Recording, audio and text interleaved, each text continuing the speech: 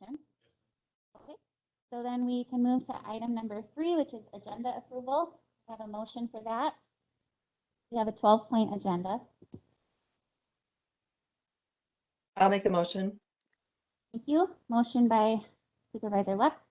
I can second that. And second by Carol. All right, all those in favor, say aye. Aye. Okay, so approval of previous minutes. You guys all got a chance to review those. Thank you, Clint, for putting those together. It was helpful to figure out where we ended using those.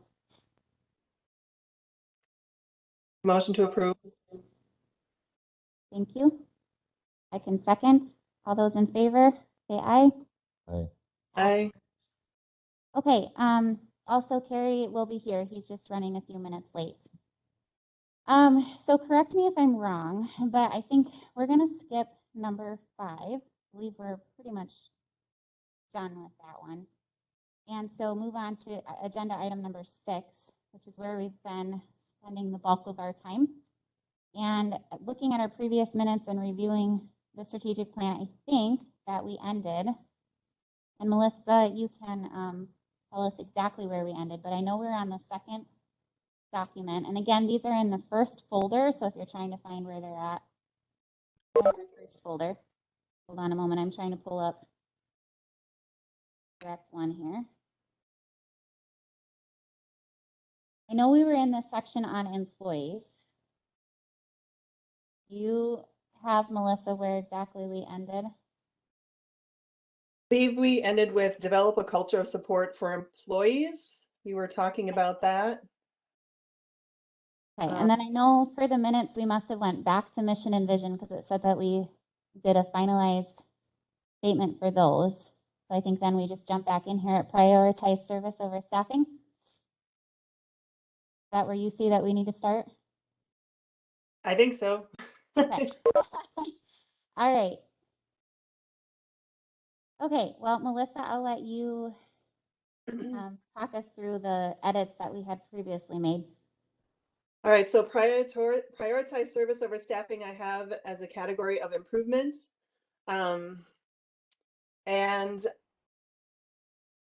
the only bullet that we had added was above, can we build, should we buy? We had a bullet that's how do current staffing levels compare to our peer counties was another bullet. So for each unmet existing service or new service being proposed, evaluate staffing needs using the following analysis. And one of them was how do current staffing compare to other peer counties was one we added. And then we left the rest of them as stated. Does anyone have any objection to that being added to that statement?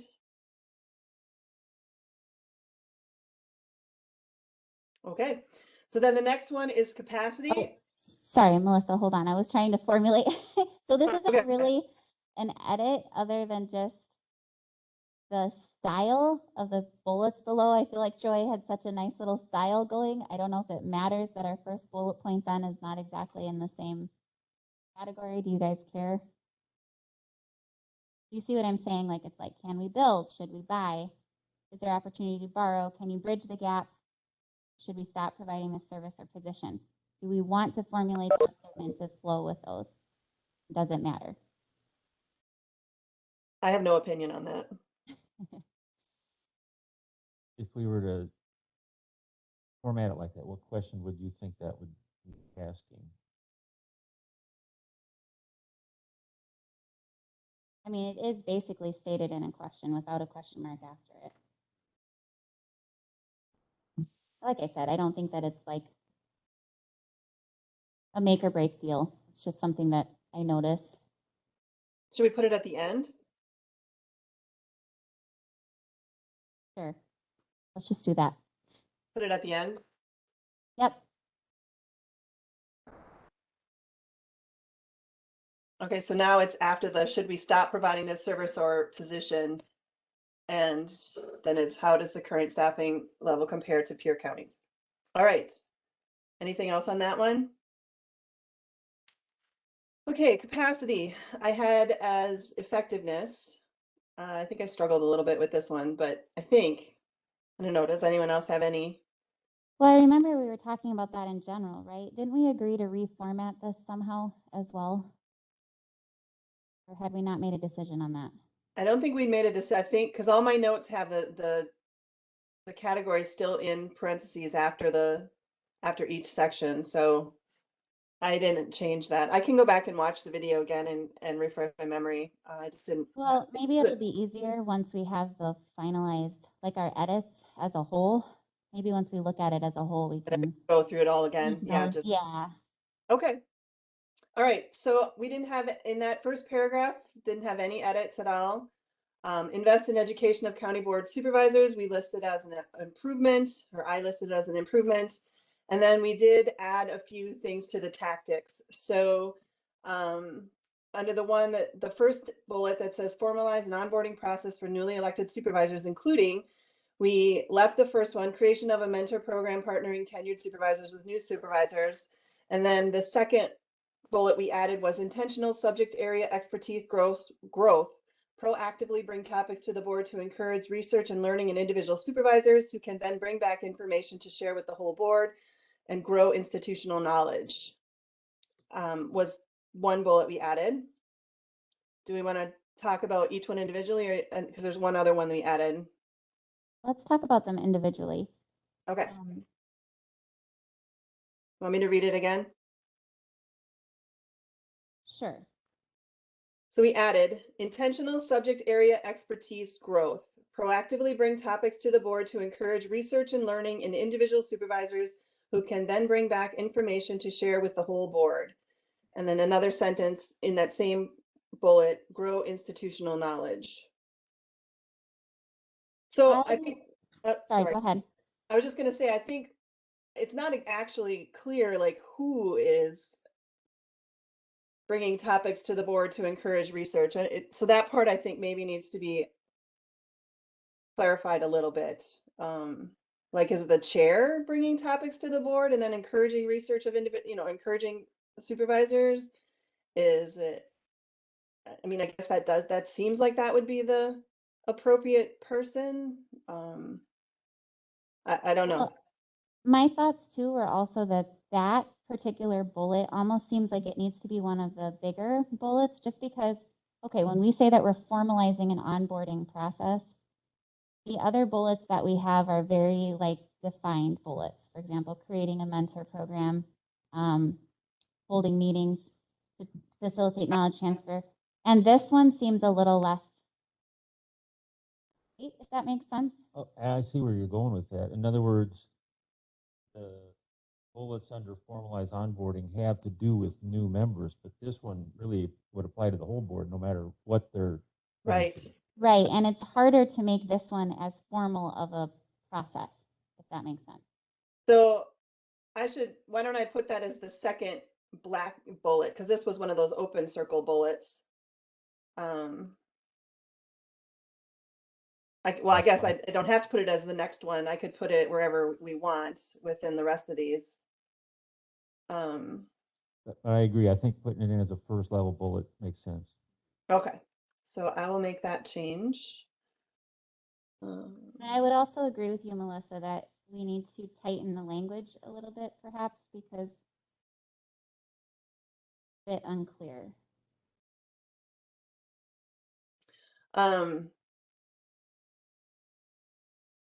Yeah. Hold on, it's not letting me edit this the way I want, so I just have to put a quick comment in here. I mean, it seems to me that this is something that the county board chair could be.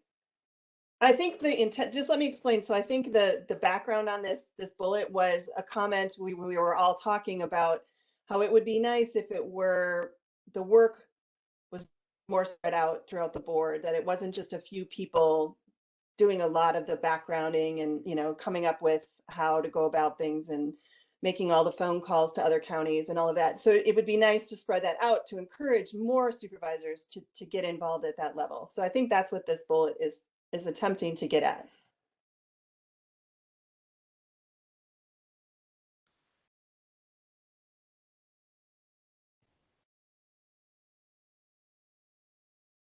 No comments on that? I'm thinking. No, I like it. I think in addition to that, in addition to spreading it out, I think it also gives the opportunity for us to go to deeper levels in different topics when it is spread out to really get deeper understandings of the issues. We could say the board chair and or committee chairs would be the ones, so that to spread it out a little bit, because obviously the committee chairs may have a better understanding of what topics need further research within their committee.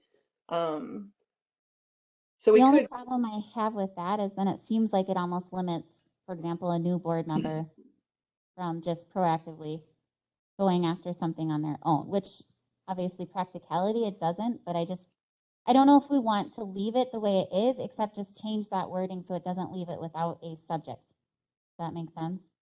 Like, for example, instead of saying proactively bring topics to the board, maybe say something like encourage the bringing of topics to the board for research and learning in individual supervisors or something like that. It doesn't necessarily make it more specific, but it fixes the lack of a subject in there. I don't have a problem with that wording, but I would just note there are plenty of other bullets here where it doesn't really say who's going to do the action. Exactly, right. well, part of this could be addressed in our work plan, where we do specifically say who has the roles of making sure this stuff happens. Right. Yep. Mm-hmm. What about the county officials workshop? Oh, wow. Hi, Carrie. Sorry that caught me off guard because the sound came from behind me. Can you say that again? The county officials workshop. Usually you try to have new supervisors attend this workshop that's put on biannually. Should be mentioned in there. Well, I think, is that down further in a different bullet point on here? I know there was mentioned some meetings. That would be education for county board supervisors.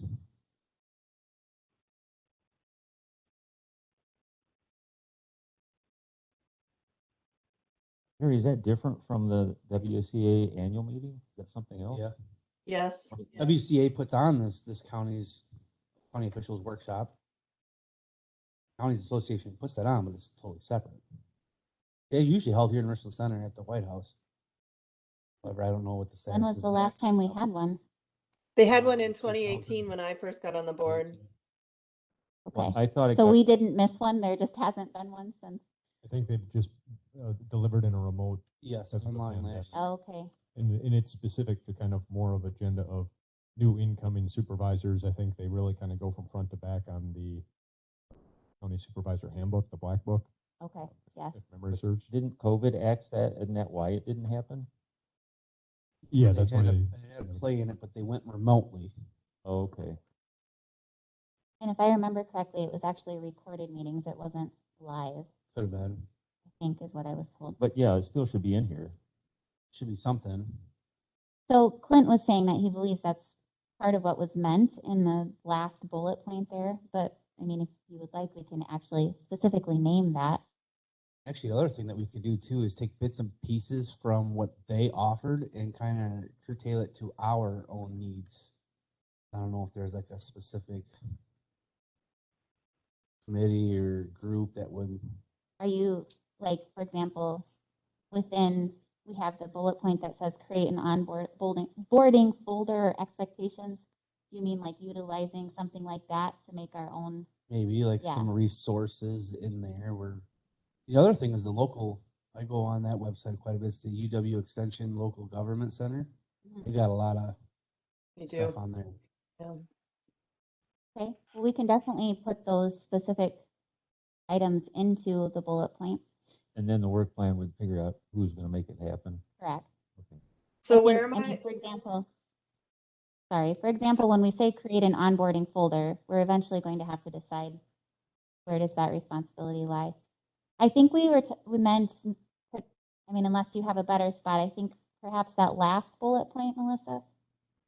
And by bullet, I mean the first level bullet points.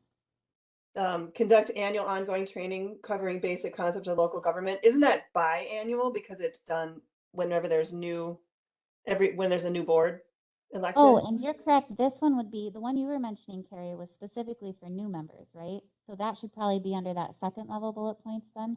Well, I I don't think it's a bad idea for all board members to have a refresher every year because Yeah. it goes over some really important stuff like open meeting Okay. laws, Mm-hmm. and it's easy to forget. In 2 years, it's easy to forget that stuff, and um, so I don't know.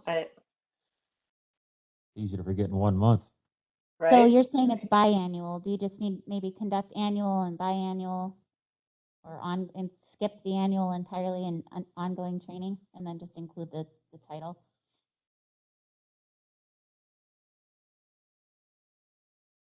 Well, I think we want some kind of.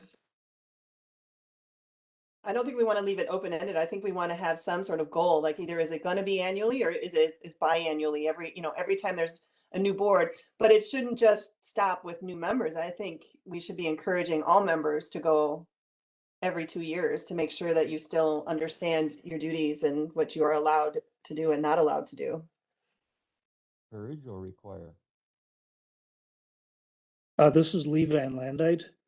If I Hi, Lee. may speak, Yes. as a relatively new board member and with COVID going on last year, a lot of the traditional things were foregone because of that. And as a new member, there's much that I still need to learn about what's going on. I kind of learn along the way, but I think that initially, especially those of us that are new, should have this training. And year to year, as things change, both at the state and local levels, I think it would be good for all of us to have just a brief refresher course so we can kind of discuss and maybe go over those kinds of things. So I think what you guys are speaking of, I think is essential. Thank you. Thank you, Lee. So, Melissa, are you saying that you'd prefer that it would say conduct annual and biannual? I mean, I don't know that we need to annually go through training. I think every other year would probably be sufficient. I don't know. I mean, how many do we really want to go over every single year? Concepts of local government and the role of counties? I mean, it probably wouldn't hurt, but are we really going to be able to do that? I think we need to also balance, like, we are wanting to encourage board members to be as involved as possible, but we want to balance not overloading requirements. Yeah, I mean, I'd be comfortable with biannual. So every time there's a new board elected, we all go and we have a sit down and we make sure we all understand the rules. Yeah. I would agree with that. This is Lee. Thank you. And when you look at the other bullets, we're also adding other learning experiences. So maybe biannual is fine for this particular one. Yeah, because I mean, I feel like the other things we're talking about, going to finance meetings and, those are things that are going to help them learn a lot more specifically about what's happening in our county than just the general information from these biannual trainings. But the biannual trainings are really important because because individual supervisors, if we violate an open meetings law, we're personally liable for that. It doesn't, the county can't cover for us. I mean, it is important to make sure everybody understands that. So yeah, I think it's good to make sure people understand that they are encouraged to go to, the finance meeting, especially during budget time, or to other committee meetings to learn the business of the county.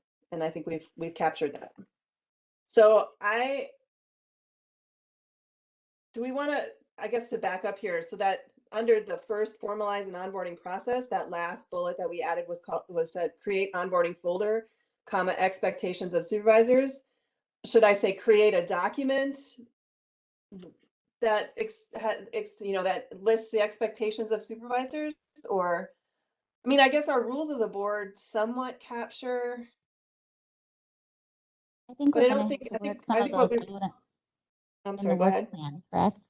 I said, I think some of those details we'll have to iron out when we get to work. I mean, that's until you start trying to put this together, I feel like it's hard to know exactly what you're going to need. Right, but that sentence hanging there, or that fragment that says expectations of supervisors, it's just sort of hanging there and a little out of context, or not out of context, but like what, it's just sort of hanging there. Well, we can just make it into a complete sentence. Create onboarding Well- folder with, or I could say with Yes. expectations of supervisors. Correct, or like outlining expectations of There supervisors you go, or Honey, something I like like that that. better. Okay, that sounds good. I like that better. Okay, so do we want to, going back to that last bullet that says conduct biannual ongoing training covering basic concept of local government, such as role of county government finances. Do we want to put anything in there as far as it, you know, like a parentheses that says WCA training? That Carrie mentioned. Yeah, because that is, I mean, that is something that they do. They usually go to individual counties every 2 years. You know, they try to do it in April all over the state to get as many county board supervisors up to speed as they can. I think it'd be good to put that in parentheses. Role of counties, county government finances, role of county boards, elections, and departmental work. And I'm not sure exactly where to put it. I could say conduct the biannual WCA training covering basic concepts. Are there any other options? I mean, we're not cutting something out, are we? Is there someone else that offers trainings? I don't think so. I mean, obviously there's probably stuff on the web. We could do webinars or something, but I guess that's the question. Is our expectation that you'd be attending then this particular format for it? I mean, I think if that's reasonable, then we can put it in there. I think we should I mean, encourage it's- them strongly. it's specific to Wisconsin. So I think that, Right. you know, you don't want generic counties from some other state because, you know, we're all very different. I don't know why we wouldn't use their expertise. Now, here's another thing that I got to thinking of while just sitting here. And I've learned this from other organizations that I'm pretty involved with. But so we have this county officials workshop that we require them to go like in April, like one biannually for these new ones. We don't really require them, we encourage that. So then you got a new supervisor that's on, they go to this, they learn about county government as a whole and how it operates. And then they come here to Richland County and they're coming to our meetings and they really don't know what we offer for services and what goes on within these departments. And so what I've been at is like when you're new and onboarding and you're coming into this organization, that then you get like a department head that comes down and give a brief 15-minute presentation about their department, what their department does, what their budget is, how it impacts the community and the county board. There's something that we could do as a county board that, so the new supervisors coming here know what UW extension is all about and knows what probate's all about and clerk of court does and stuff like that. Orientation program Yeah. specific to our county. I mean, I think that's a great idea. I know that Health and Human Services, for example, had put together one for their new board members because they're so complex. I do think that would be a really big task, but I think it'd be worthy. What do you guys think? Maybe that's something we should ask the department heads if that, because I mean, they do complain that, I have complaints that they feel that board members don't understand what they do. So it might be something that they would be very willing to spend the time on because they want the county board to understand what they do. Mm-hmm. I mean, another example could be like the fair, you know, 'cause this is hot on my mind right now because of other stuff, but like the county board gives them a startup cost of $10,000. And then at the end of the fair, once that's done, then that money comes back. A lot of new supervisors don't do that. They're like, well, why is it not in your budget? Well, this is why, you know, and so they already have that on hand. So when they come that time to take action, they probably know stuff like that. I know when I attended HHS information orientation thing as a new board member, it was very helpful. And then granted, theirs is complex and a lot to take in, but something simpler for fair and other departments, I think that would be fine too. And like you say, they should be eager to make sure the board members understand their piece of the puzzle. May I make a Do you have any- suggestion? This Yes, is Lee? Lee. That last line that you guys are talking about, conduct annual ongoing training, basic concepts of local government, period. And then topics to be covered would be, and then just list. And you can enlist, the things that you're talking about in addition to what's already there. You could do this as maybe a suggestion, or, because not everything may need to be covered each year. Some things may not change, but there will be new things to cover. So what I do is I break that into 2 sentences, put a period after government, and then just say topics to be considered or covered would be, and then the things you're discussing now. So that'd be my suggestion. Thank you. Clint, did you want to add anything? I was going to say, these are conversations we've kind of talked about as we prepare for the next session to have an orientation for new department Mhm. heads. In context of making people aware of what all the departments do, we do have existing right now, and it doesn't solve all of our problems, but existing, we do have a website that kind of walks through what the basics, who the people are for some. It doesn't mention quite all the services. We do have the handbook.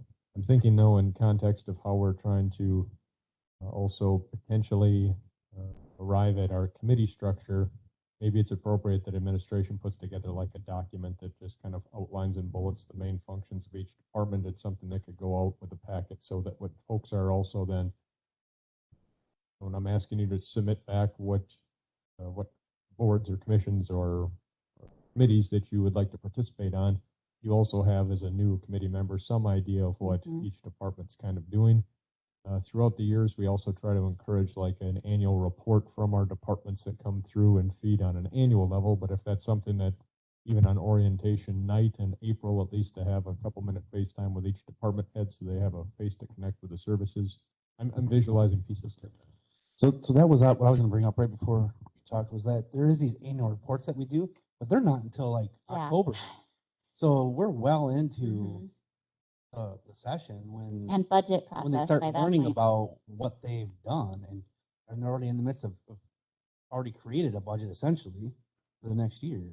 They learn about that. So I think, yeah.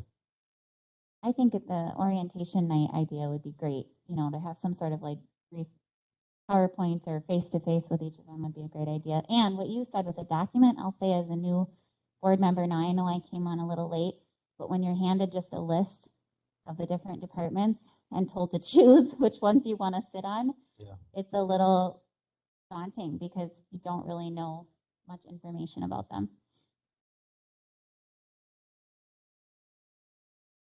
Not that I can make all the decisions on what it looks like, then, but in putting together a plan for what the April session looks like, I know too, talk with you folks, this county board meeting on a proposal of how we potentially change committee on committee assignments. That would be sorted out at that same night. So there might be an opportunity, if that meeting is extended a little bit in a time frame where, we elect the chair, we elect the vice, chair picks a committee on committees, is they're going off to decide and work on the side on what the committee assignments are for, potentially maybe that's an opportunity then to fill that time with department head presentations. That makes sense? Yeah, and I'm looking at like 15 minutes at the most. Because with 20 departments, even 15 Yeah. minutes now, we're at like multiple hours. So, just a FaceTime, like 2 to 3 minute type of a deal.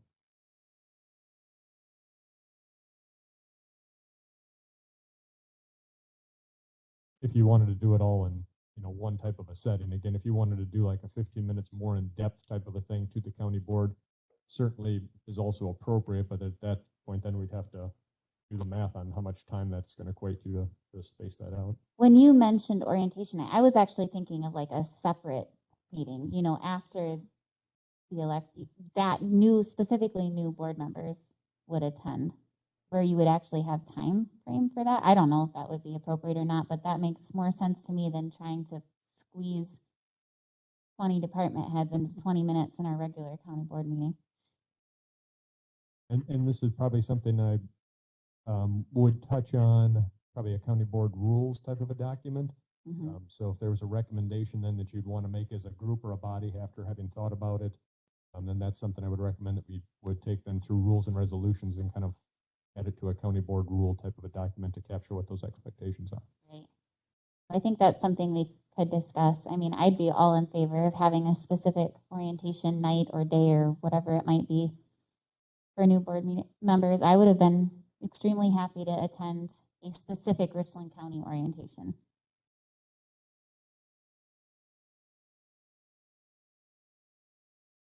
I don't know. Anyone else have thoughts? I'm just trying to decide how I'm supposed to capture what you guys are talking about. I think that's all kind of within where What's we're trying to there? create, yeah, the onboarding and our expectations. And cross-training and collaboration. I mean, if Mhm. you look at the 4th bullet point, it's encouraging them to communicate with our outside partners. And we did add that Pierre County boards, which, I've found it helpful to talk to like the Iowa County board several times, especially going through our administrator transition and stuff. So I think that's captured in there. So did you want me to change the last bullet point or leave it at the conduct biannual WCA training covering basic concepts of local government, such as the role of counties, county government finances, and the role of county boards, elections, and departmental work?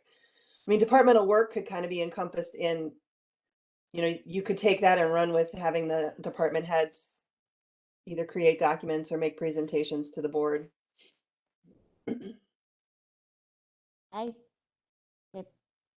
is. What?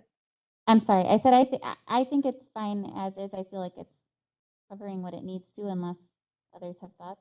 I think as long as we get the what here, we can do the how and who. Mhm. Work plan. Clint, were you going to add anything as far as orientation being added in there? Whether it's in here or whether it happens through rules and resolutions, my intentions are to make sure that it happens in April. So Okay, if it's something you wanted to have specified in this plan, right. if it's not here, I plan on taking it through rules and resolutions that Carrie's a part of and Melissa's a part of. And what were you envisioning with that? Because I was actually just going to ask about that. If we wanted to put another bullet point under that formalize an onboarding process that included creating a specific orientation. I don't know what you had in mind. I think that would be appropriate. If you wanted to add something in here of just have a adopted orientation program. Right. Like for our county. Yeah. Okay. So I'm adding a sub bullet to the first bullet. I think that would be great. What do you, Carrie and Steve, any thoughts? So it would basically say create an orientation program. For new Okay. county board members. From all of your walking.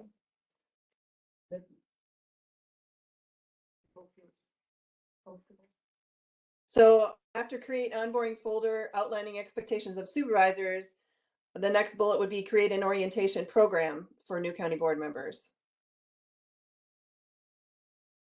Clint, could it go with that onboarding folder? I mean, do you intend there to be some sort of document go along with that?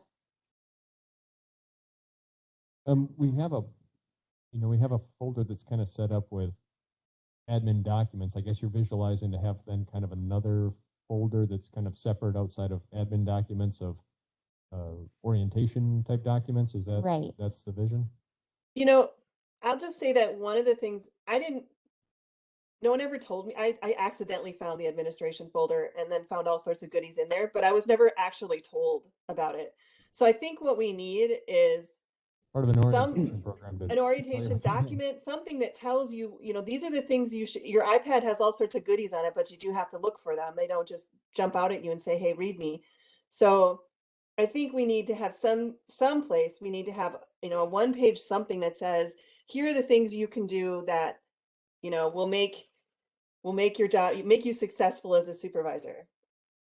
I personally think that should be with the orientation program. So maybe those two things could be combined to be the first bullet point when you're talking about onboarding process for newly elected supervisors, that we are creating an orientation program with an onboarding, whether that's a folder or a document that, includes expectations.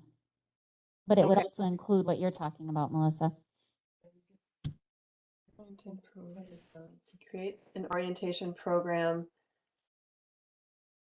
for county board members, for new county board members, outlining expectations of supervisors and I don't know, giving information and I'm trying to figure out how to combine these two sentences. Supervisors. Maybe we should just include our onboarding folder as a note to the side that would be a part of the creating the orientation program. No, that would be something like within the workforce. Or work plan, sorry. Okay, so just say create an orientation program for new county board members outlining expectations. And then onboarding, in parentheses, onboarding folder, period. And then, so we just have one bullet point for that instead of two. Okay. Expectations with onboarding folder with, create an orientation program for new county board members outlining expectations with, I mean, I guess what we're looking for is with, With you know, with, materials stored in a. yeah, with material, there you go. And maybe instead of saying outlining expectations, maybe including expectations, because it's not just going to be Right. here's Yeah. what we expect of you. It's also this is how this works. etc. Materials available on iPad or something like that, because that's where we want them, right? We want them on their iPads. What we've been gifted with. Okay, so I have created an orientation program for new county board members, including expectations with materials available on the iPads. Happy, let's move on. Yes, please. We beat that one to death. Okay, Thank you. while we're taking a bit of a rest, I've got a prior commitment, so I'm leaving the conference now. So thank you. Thank you for joining us, Lee. All right, so under the 4th bullet point, we just added Pierre County boards as another potential place where people could try to learn between counties and supervisors and cross-training and collaboration. Then that last bullet now reads, conduct biannual WCA training covering basic concepts of local government, such as the role of counties, yada, yada, yada. Okay, so that section is done. Anything else on that section? Nope, I think we're good. Thank you. All right, deepen staff training and leadership and management. I put under improvement. So we added 2 bullets. So I mean, on the same theme here, we have this educate employees on how government works and the need for teamwork and partnership within county departments. I think that this came about because we felt like some of the departments didn't really understand the limitations that we have as a county government, and just how and the requirements that we are under as far as statutory and other laws that govern what we do. So that was the kind of the premise behind adding that bullet. I'm not Melissa. exactly sure how we would go about doing that though. That's what I was just going to ask. What exactly is the vision there? Because that's a pretty big bullet point. Well, yeah, I mean, I imagine that there are webinars that are out there. I don't know how, I mean, we don't want them to have to sit through a whole day of WCA training. That's probably not good use of their time, right? I mean, I'm wondering if there's some just basic educational materials we could provide. Troy, do you have any input on that? And hello, by the way.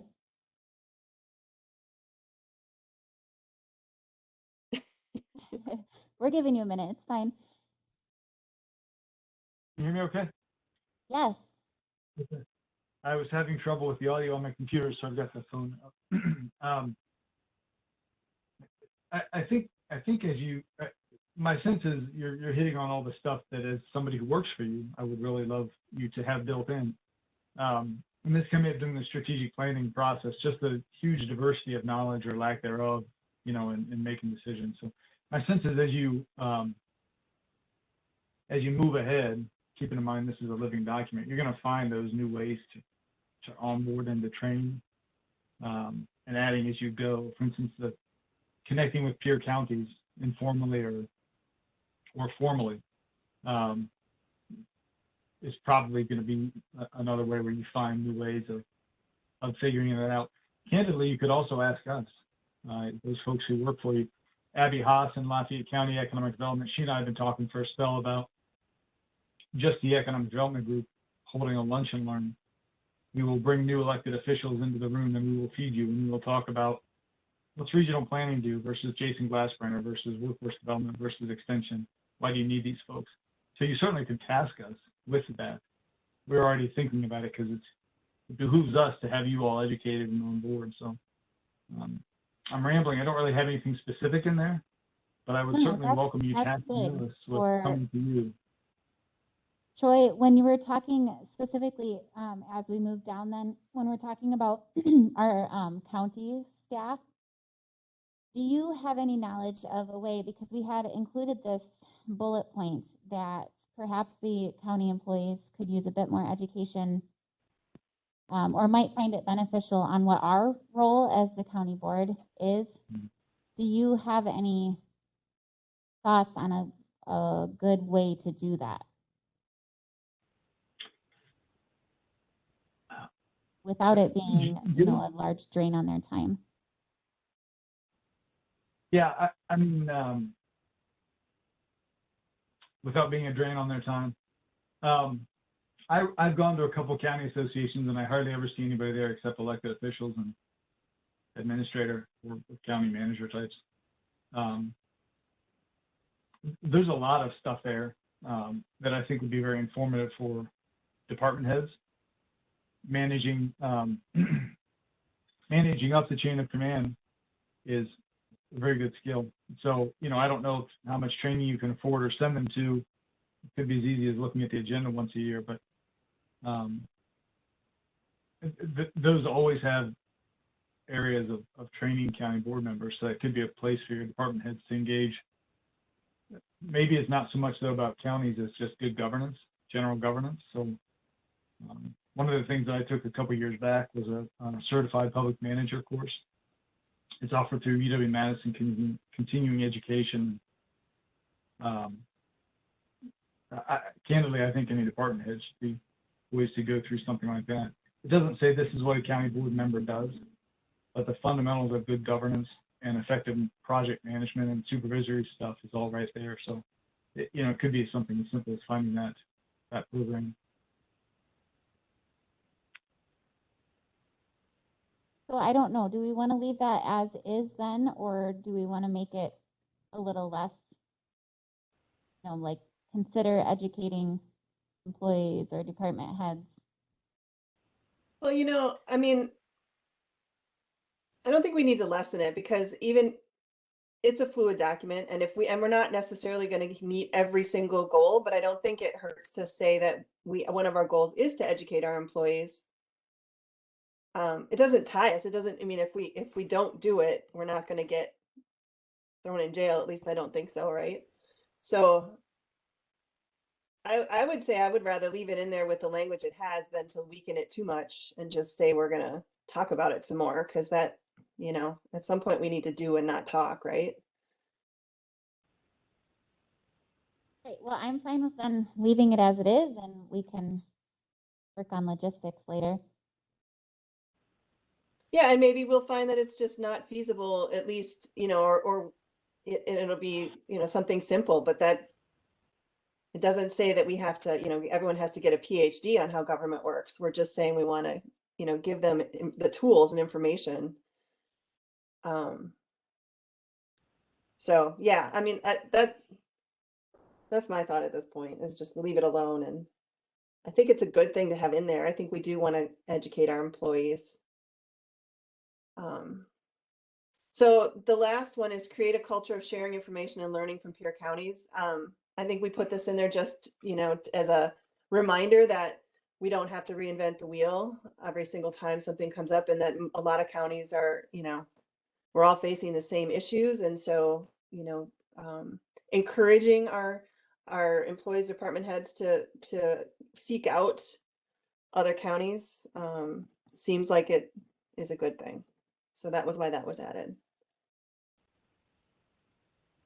And then I actually have one other suggestion that I would like to talk about potentially adding. So I guess we'll see how you guys feel about it. So I've been in a few meetings lately. I'm a part of the Wisconsin Land and Water Association because I'm on the Land Conservation Board committee. And there are several counties that have been engaging in diversity and equity training. There's several different people that you can pay to come into your county and actually go through this training with you. Waukesha County and Dane County have both done it, and I think Marathon County. But anyway, everyone I've talked to has had a lot of really good things to say about, well, what they say is it's really hard. It's an uncomfortable conversation to have, and they've been having it for their supervisors, for their department heads, and some of them have been involving down at the employee level as well. But they started with their county board supervisors and their department heads. And so I didn't know if that's something we want to try and think about putting in here. I think it's an important thing we should be thinking about. So, I mean, the conversation we've been having at the Land and Water Board is that land conservation is a very monochromatic group of people. It's very white, and so they felt that it was really important to start including, so that the association is also going to engage in diversity and equity training and how we can incorporate more people of color in, encourage them to actually want to be in that profession. So anyway, I am suggesting that we add some kind of goal, whether it be at the board level only, or if it's at the department head level. So I would be interested to hear other people's thoughts. Where do you see that fitting into this? Deepen staff training and leadership and management is one. I mean, that's the one place if we want to start with department heads, because they're the people working with our employees the most, and they're, doing the hiring, but it could also go and invest in education of county board supervisors, or in both. I don't know. I mean, it would be a monetary investment, but I don't think it's that expensive. I think it's, a couple $1,000s, and you could train at like a 3-day seminar or something like that. I mean, not all at once. I think he does it like, I don't really know, but. Well, how about under that first bullet, just add that as one more item under sponsor department head training targeted, including, and then just add Diversity and equity. Yeah. Well, I would like to see a little bit more information on like the cost and who's, what all it entails, if that would be okay. Well, I mean, one of the things I can do that, but my only thought is that that's something that we could do if we decide this is important. That's something we can do, and we can decide not to do it if it's not cost effective. But you're saying you want to figure that out before we put it in the plan? Well, I would just like to understand it more before we specifically make it a bullet point. Okay, I can bring, what I can do is I can put together just some basic information of what I've learned just in listening to the other counties talk about what it was like to go through the training, and then I'll gather up some names and get some general costs, and I can send that to everyone. All right, and so the last thing then is we added a section called transparency, and we're already working towards some of these. I think all the committees and boards now have folders with meeting materials on the iPads. Melissa, I just noticed a spelling error. I think transparency. Am I looking at? Oh yeah, it's ENCY, isn't it? Transparent E. So. Yeah, I'll fix that right now. So these were all added.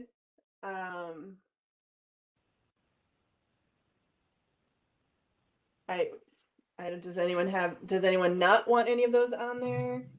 I think that there is some, I think if I can interrupt Yeah. real quick, so we recently did a board rule change with this and then released a procedure out to departments regarding this. I guess the one specificity that I see here is that we have it kind of tailored right now to boards, committee, commissions that are a majority of county board supervisors, for the sake that folks that are not county board supervisors are community members that are on the boards, committees, and commissions don't have iPads. So as a consideration point, that's how we have it postured right now in our county board rules. So that first bullet point would just need to be more specific. If that's the intent, if you do want to have every committee or commission or board with folders, materials put in there, that's something we can do. It just comes with then the added admin support to make sure that we're accomplishing that. so the first bullet point would read, all committees, boards that have a majority county board supervisors have folders with all meeting materials on iPads. That's currently how we have it. Yep. Okay.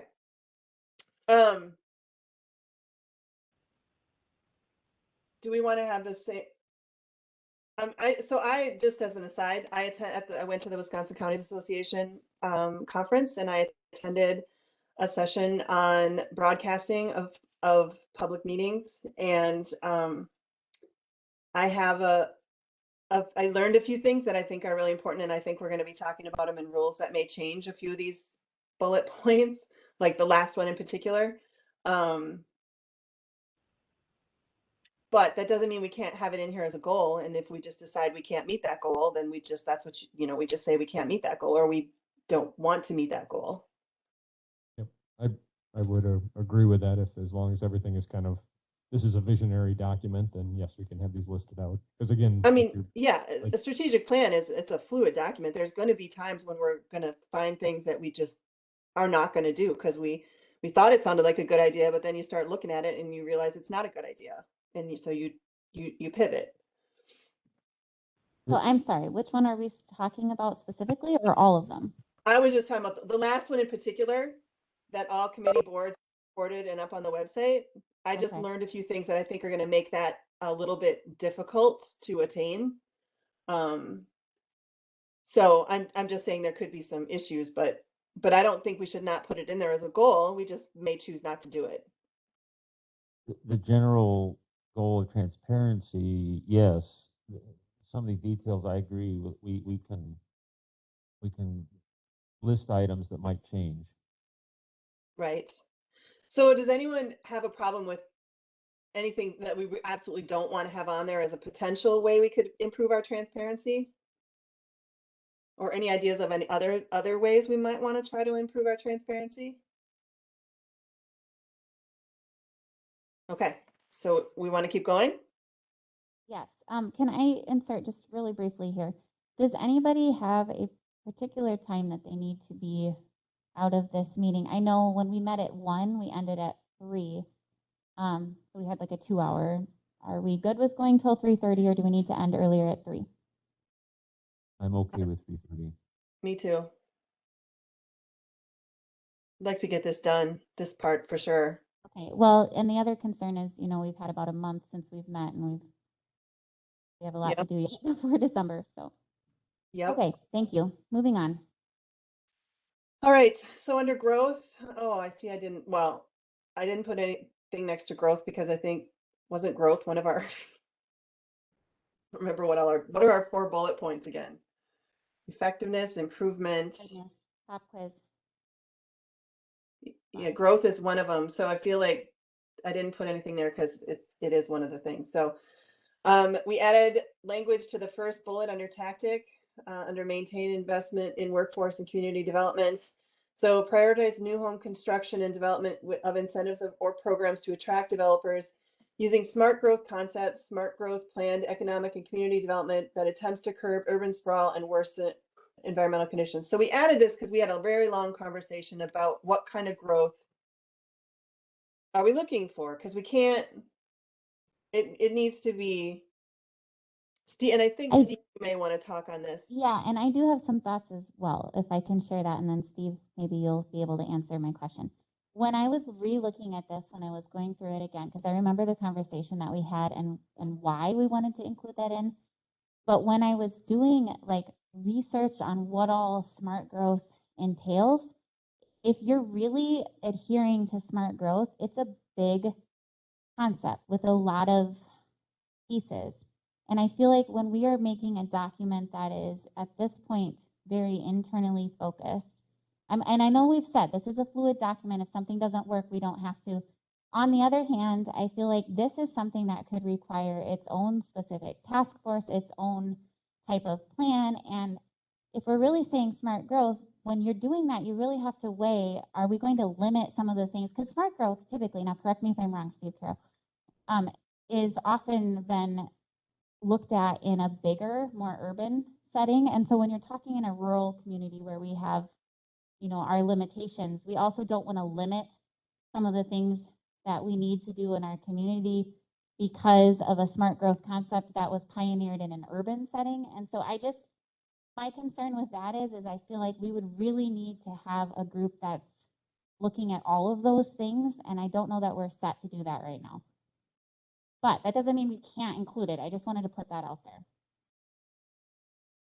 Okay, so yeah, just using the term smart growth, a lot of people, most people won't know exactly what tactics and processes that means. So so maybe we're biting off too much by even putting the term in there. But in general, my concern with this growth thing was that I still feel that what we really want to strive for is balance between employers, employees, housing, tax base, all those things. And if balance is achieved at the current population, then we don't want to grow just for growth's sake itself. So in this particular moment, yes, we need some growth of the workforce age demographic, but that's just current situation. It doesn't mean we always want to grow. So that was the thing I wanted to kind of capture in this section.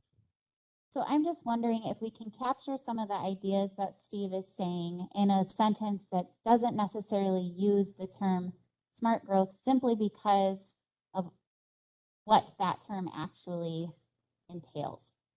What if, yeah. I was just messing with the sentence. So what if we just said prioritize new home construction and development of incentives or programs to attract developers using a balanced approach? That would be great. Yeah, I like it. I mean, that gives us problem solved. I mean, if we decide to do smart growth, you know, that whatever, but that gives us the chance to do that or not do that by just saying a balanced approach. Okay. Balance is again, it's a very general term, but smart growth has baggage associated. So we maybe don't want to dip our toe in that just yet. Okay, great. All right, and then we added encourage improvements to existing property to increase attractiveness. So I don't know if anyone Are we currently doing that at some level? I feel like at least on the city level, there is some of that or attempts. Am I wrong? I don't know. I mean, I know we cleaned up the county-owned property in Cazenovia that we owned, but I don't know that the county as a whole has done anything else. Okay. Anyways, I think that's a good one. Yeah, and even if they are, we want to keep doing it. For sure. And then we just changed the language on the 5th bullet. Identify financially sustainable use options for the UW Richland campus.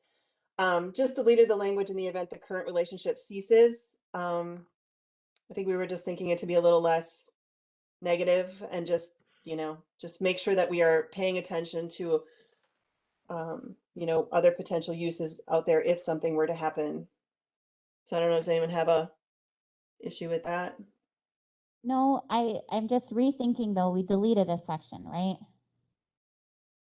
In the event, you're looking at the one on the campus, right? Yeah. And what we we deleted deleted is the part that struck through. Right. I think I remember why we deleted that. I'm wondering, do we still think that is the right thing to do to delete that? I mean, I know that's strong language, but Where- was I, Where are you talking about? the one that's deleted right there? It's struck through on the screen or beside it.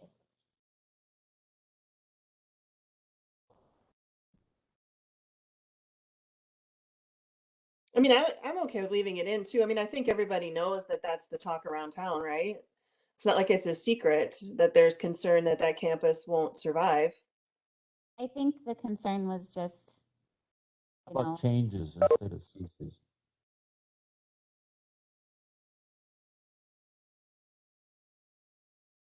I mean, either way, I guess it's fine. I just feel like that kind of, A landlord to UW system. It's our buildings from us, so essentially they could leave, but then there could be another business that comes in there and takes it over. We need to have something in mind, like if that does happen, that should be with any of our buildings. Yeah, I think that's Well, we our rent big out. weakness right now. Do we rent out any other buildings to other businesses? Educational institutions? It's county. Are the radio people still in the courthouse? The amateur radio people? Yeah, they are. But I think they're free though. Charge them, utilize them, and I think they're gonna be moving over to new facility Yeah. by the pool here once that all gets. I mean, got that space up above here. Court that we use for passages or that, Melissa? The what? That don't we have a room up here in the courtroom or whatever by outside of there? Oh Or- yeah, yeah, to do with free legal services and Well, I was thinking that passages or something. yeah, somebody's in that yeah, because when we went to look for office space, someone's in that office off the courthouse. I can't remember who it is now that you say that though. But yeah, something like that. Some nonprofit group I think is in there. you know what? I don't know. I'm fine with leaving it as it is because I think, I mean, we all know what it means, right? right, it covers it. Okay. Support business attraction and retention. We didn't have any changes to that. Or to improve county identity and marketing. I mean, I think that there's a lot of talk about county identity and marketing going on in our economic development department. So I think we can leave that alone and let him, he can come up with the work plan. So operational performance metrics. So we wondered if it would just make sense to put these bullets just directly into the work plan under whatever relevant section they go with. But that's the only kind of comment we had on that last section. When you look at it, I don't see anything that jumps out at me that wouldn't fit into something that we've already covered, but I could just not. Yeah, I agree. One comment though. For me, the term metrics means measuring how you're doing and maybe even benchmarking. These bullets here, some of them are measurements, some of them are tactics or things we're going to do. So I think we need to change that word or acknowledge somewhere or another in our effort. We are going to need to set up a system of metrics to measure our progress. So give me an example. Like, are you saying, for example, create a new website? That's not a metric, but we No. could create metrics for the fact that we want to create a new website? Is that what you're saying? Right. And if you say create a new website and you've got half the pages done, then you're 50% toward that. Yeah. I think, yeah, we would just have to tweak some of these when we put them in there because they couldn't all go straight into the metrics section without some changes. This is Troy, Ingrid, may I offer a thought as well? Yes, please, thank you. I agree with Steve with one, maybe one kind of nuance bit. I think there is value in having a metric saying create incentives for economic development or create a new website. It may be low-hanging fruit, but if you have nothing, creating one thing is a performance metric. It's your target is one. Now, as soon as you complete it, creating a new website, you will then pivot and say, we would like to attract X number of viewers per year or whatever, whatever it would be, increasing performance. But there's performance metrics overall and improving year by year and setting targets. Creating the thing that never was before is also a performance metric in terms of evaluating the quality of the plan and where you're moving. So, So just Troy, a thought there. I guess. if I'm understanding you correctly, Troy, then you're saying that create a new website is a metric because you're either going to get that done that year or not. Yes, yeah, and that's the start of the next several metrics that maybe Steve is referring to.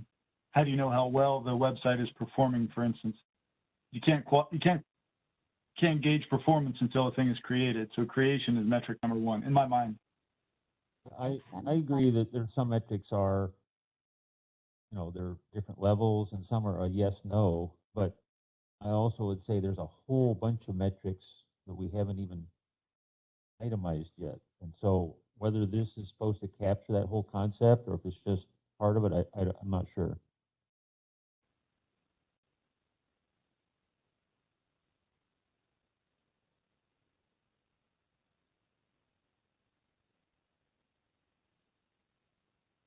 Well, anyways, regardless, I think I would agree with moving it to the work plan. Steve and Carrie, thoughts?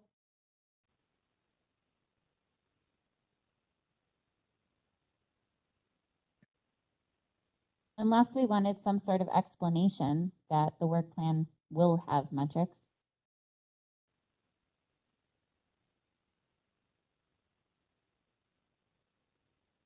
I mean, within this document. Thinking. Okay, everybody went really silent.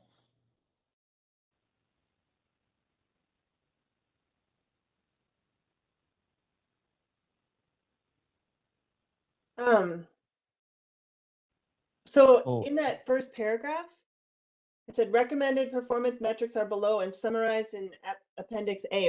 I've not seen Appendix A. Yeah, we talked about this earlier. Troy, can you talk about those appendixes again? I don't remember what you said. Yeah, let me bring them up on my end. My intention had been to put in the plan. Am I muted? No. My intention had been to put in the plan everything that had informed this. So the lease with UW Board of Regents, the capital improvements plan there, the jail study to the degree that we could, were the portions of it that informed costs. I had to go back and see what else was there, but there's a series of documents that really kind of complemented the outreach section and informed various,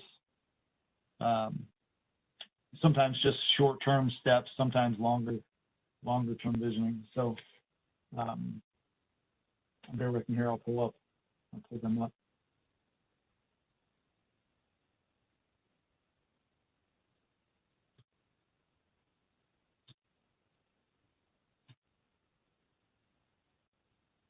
Well, the thing about moving this to the work plan, though, is that items in the work plan need to have been triggered by something in this document. But I think that's what Melissa and I were saying. When we look at this list, they're all something that would be a metric for something that we've already talked about. Right. Is that what you're saying? Oh, so you're saying you feel like they have been triggered elsewhere? They have been triggered. Okay. It's just that now we would need to plug them into a work plan under the corresponding section. Gotcha. Okay. If I'm stating that correctly, Melissa? Maybe you couldn't hear what we said. No, I did hear. Yeah, I agree. What you explained it the way I am also understanding it. So I guess the question is, do we want anything in here on metrics at all? Do we want that all moved to? Well, did Troy, were you ever able to share your appendix A? Yeah, you know what it was, Melissa? It was the spreadsheet that I provided to you all. That sort of working document that ties every project to some method that is going to be set. And then the other appendices are the jail study, a couple of the like the Moody's. Okay, so it's essentially the work plan. Yeah, that thank you. Yep, that's what I was going to put in there. Okay, all right. So does that mean in this particular spot in the document, maybe we just leave the paragraph and not try to bullet all of them right here? Yeah, just keep the paragraph.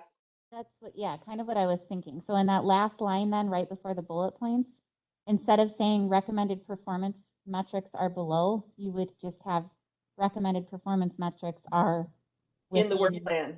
Yeah, Okay. So should we include somewhere in there too about, so I know that we're wanting to get rid of these bullet points now, but it says increase the number of county residents with high-speed internet. Shouldn't we also be focused on now on retention? Like increase the number of retention of county residents, because our census data showed that we were down. And by the way, I did a little research back in 1970s. We were down 400 or 500 people too in that census count. But yeah, so kind of fluctuates, but I think retention is key to our community survival, especially our county. And Harry, this goes what I was saying a little bit ago, that there are a whole bunch of metrics that aren't bulleted here that we need to think about a lot more metrics than just what's here. And I don't know how we capture them and which will be easy to actually measure, but that's a good one.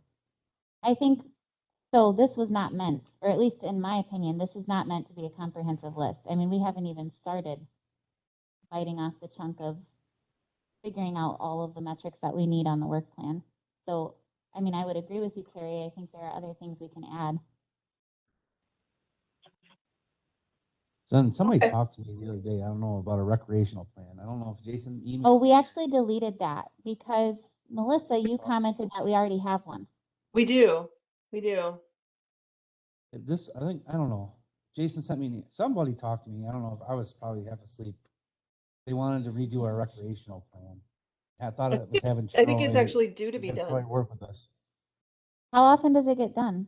I think we've already Is done it. I think it's every, I want to say, is it 5 years or is it 10 years? I mean, we have a pretty good one. It's got a lot of stuff in it. I only know this because you have to have an outdoor recreation plan in order to apply for the DNR grants that we've gotten for like the bike trail and stuff like that. Who puts it together? Group of Kathy. citizens. Well, Kathy Cooper put a lot of the county one together, probably utilizing a lot of the information from I think there was a group of like bike people that did some of the first work in Richland Center on a rec plan because they wanted to be able to apply for the DNR grants for the Pine River Bike Trail. So there's a group of citizens, like of groups. There's like, I don't know, motorized recreation group. There's a non-motorized recreation group. There's a hiking group. There's a fishing and hunting group. There's representatives from all these things, and they all come together and they have this plan. They work on this plan. I think we just finished that up like last February or whatever. I think Jason wants to redo that plan. I think he wants Troy to help out with that. I thought.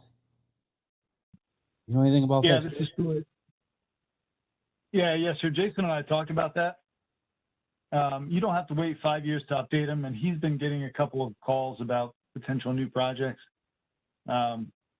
We are doing, we've made a hard push to update a lot of these rec plans. We got a pretty streamlined process down. So I believe Jason has spoken with Kathy as well. We've tentatively got it on our radar to update both the city and the county's rec plan next summer. Covered under the funding that is working on this as well, just in case anybody's concerned. We'll button that up for you. So are we almost done with this? Yes, I think we're done because I believe that the consensus is we'll move this section, leave that first paragraph and move the section to the work plan. Okay. So, Yes. Madam Chair, Yes. My thought was that I will get all of the 3 documents that we've looked at, or the 2 documents we've looked at so far, with all the changes in place, and then I will send you guys all a clean, a clean copy with all of the changes that we've accepted, and then we can read it over one more time and just, then we'll have if there's any other further discussion about changes we might want after that. Do you think we could just have them perhaps uploaded into like the most current folder? Is Yeah. that what- Yep. Thank you. I appreciate that. All right, so I think we can move on to chapter 3, correct? Capital facilities. Yep.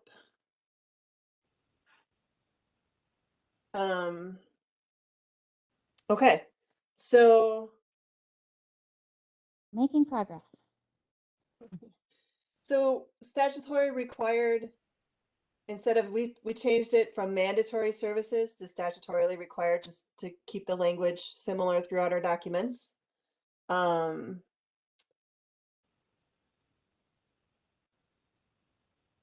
And I think that maybe in that first sentence, do we need to change that from these projects are fully integrated into the core purpose of the county and essential for supporting the effective delivery of statutorily required services? Or is it just being redundant, and should we just leave mandatory there?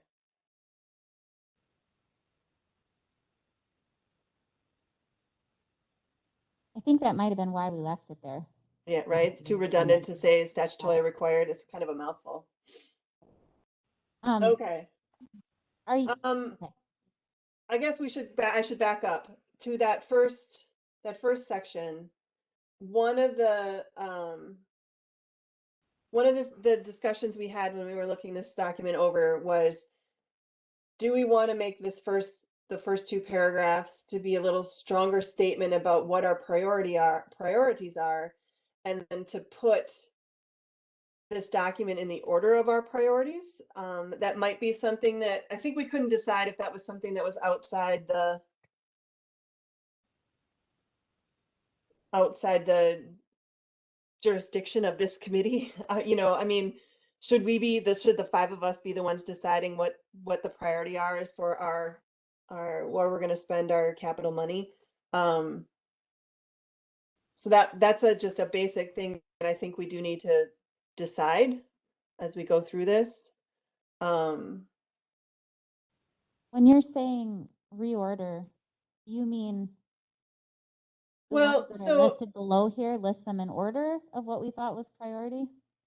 Right. So, I mean, are we saying that, because I mean, I think when people start reading this, I think our thought was that when they start reading this, do they think that we've put this in the order of what's it, of what we think is a priority? So is the jail our big, I don't think that's our number 1 priority right now, because honestly, I don't think we can financially do it. But the towers are something that we, that is something that's really important and needs to be done sooner rather than later. And we are already doing the emergency services facility, so should that even be on here? And we are, we took out the salt shed because it's already being done. So anyway, there was just a discussion, and I just think we need to just decide, are we going to put any kind of, are we just saying these are all the things here's a random list of the things that are on the horizon for us, or here's a list of all the things that are on the horizon, and this is the order of priority at this time?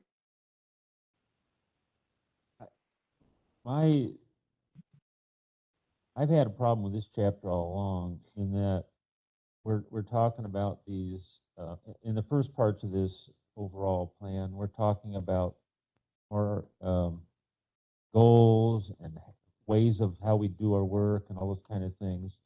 And this is kind of, it's a different animal. It's saying, here are a bunch of major cost commitments of the county, and we're going to throw them out there to make sure everybody knows that this stuff's looming and we have to deal with that as part of our strategic plan. I get that. But like you say, it makes you worry, well, capital facilities, what about the highway garage, the highway, all the other infrastructure that the county has to plan for in the future.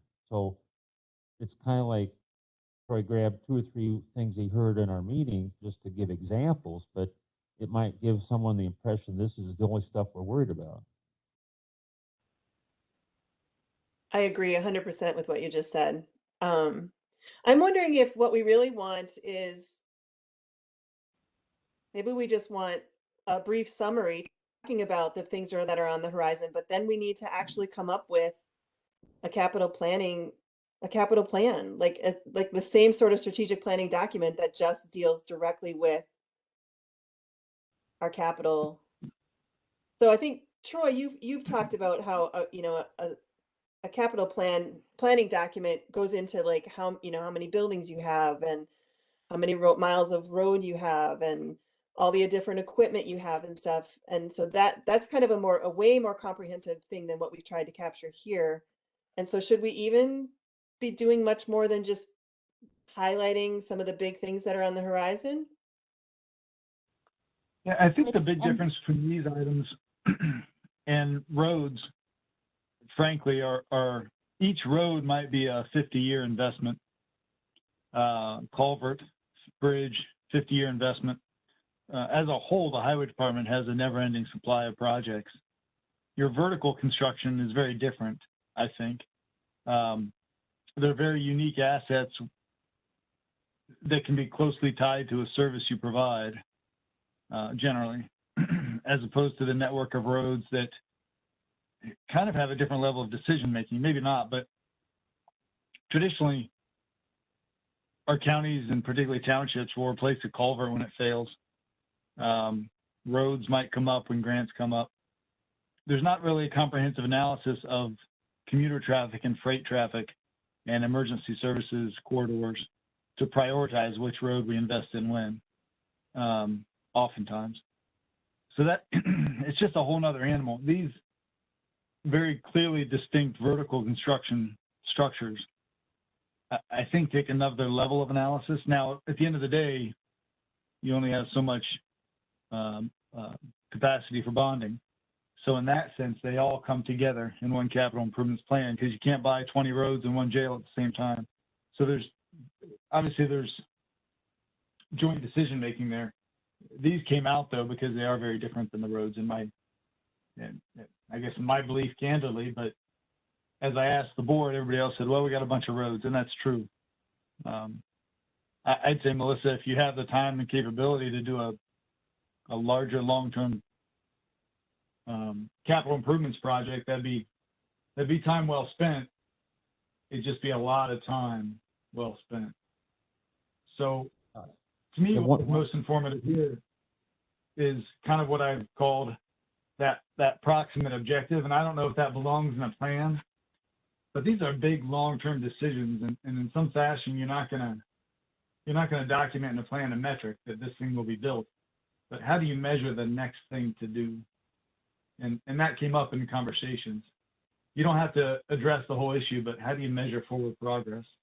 So that's another thing I was trying to capture here is what is the next step?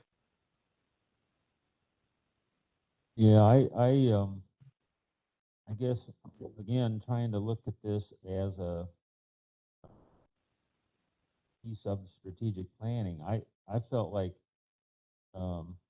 yeah, buildings and vertical stuff are a little different than roads, but in general, these are long-term costs that are hard. It's like there should be a capital budget done each year as well as an operating budget. And I know, we recognize that need and we may get there, but right now, just for an example, just this year we said, oh, well, we're gonna have to replace the roof here, 300 grand.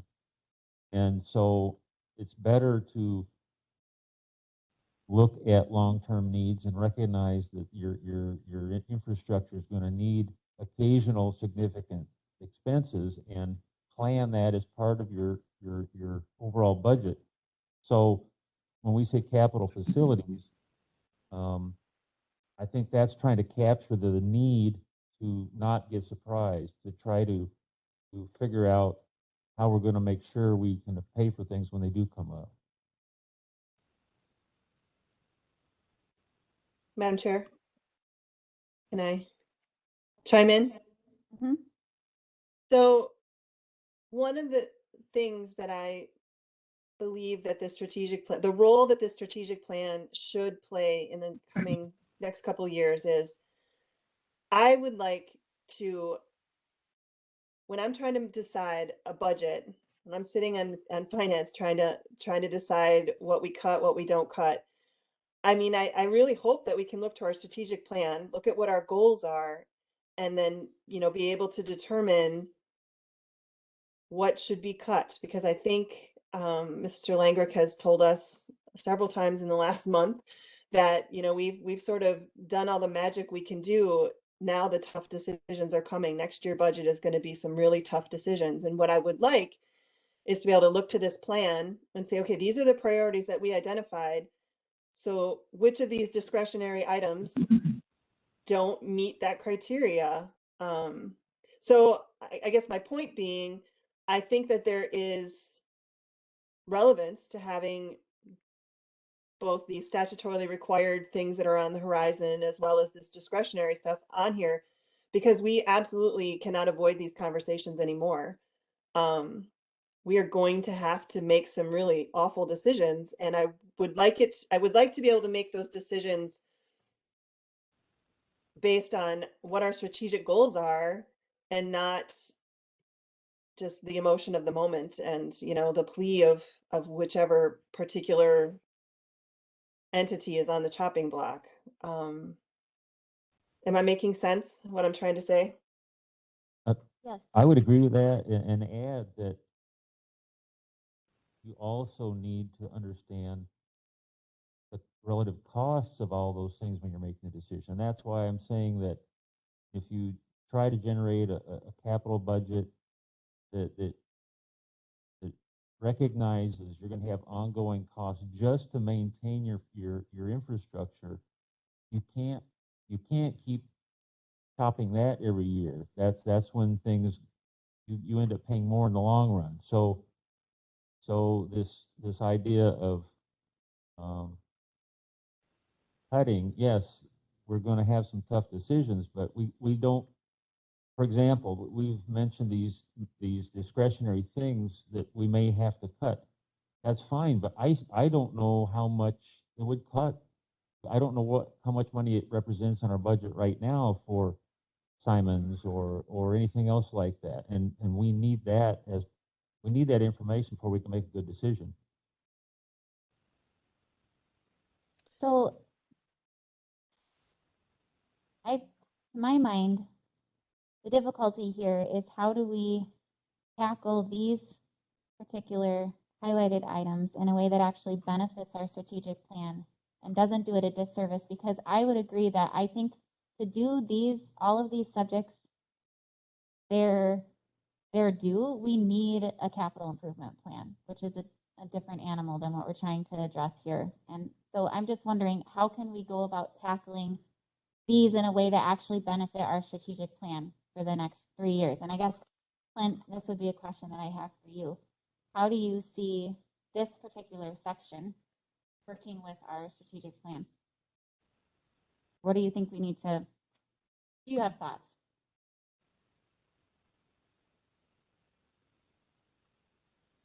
My thoughts are gravitating, towards a more robust capital improvements plan. Right now, our capital improvements plan is a tracking matrix on our different wish lists, and essentially it's what we think we can afford, mostly right now through short-term borrowing. Everything else kind of is getting deferred the next year. That's about where we're at in our plan is what can we chew off next year. A little bit of help from ARP funds. The structure bill may or may not do some type of relief to that, but that's essentially what we're working with. The vision of having a full-on robust list of this is the county, this is our footprint, these are our different assets for their different buildings, and understanding what the status of those buildings are and how much anticipated money it's going to take to, as Steve was saying, to maintain those buildings on top of deferred maintenance needs that we already know be most appropriate, dedicating the time to put that information together and ensuring that it's in place. The other aspect of it, though, is we're trying to do more forethinking and less of a what do we need to put a Band-Aid on right now.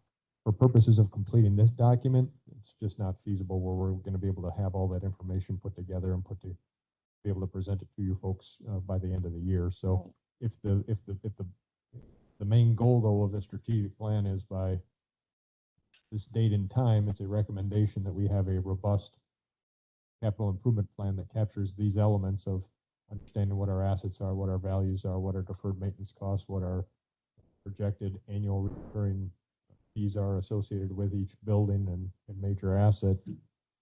That sounds like maybe that's appropriate to put in there. But So so if I can summarize, what you're saying then for this section would be maybe to essentially be pointing towards the forming of a new document.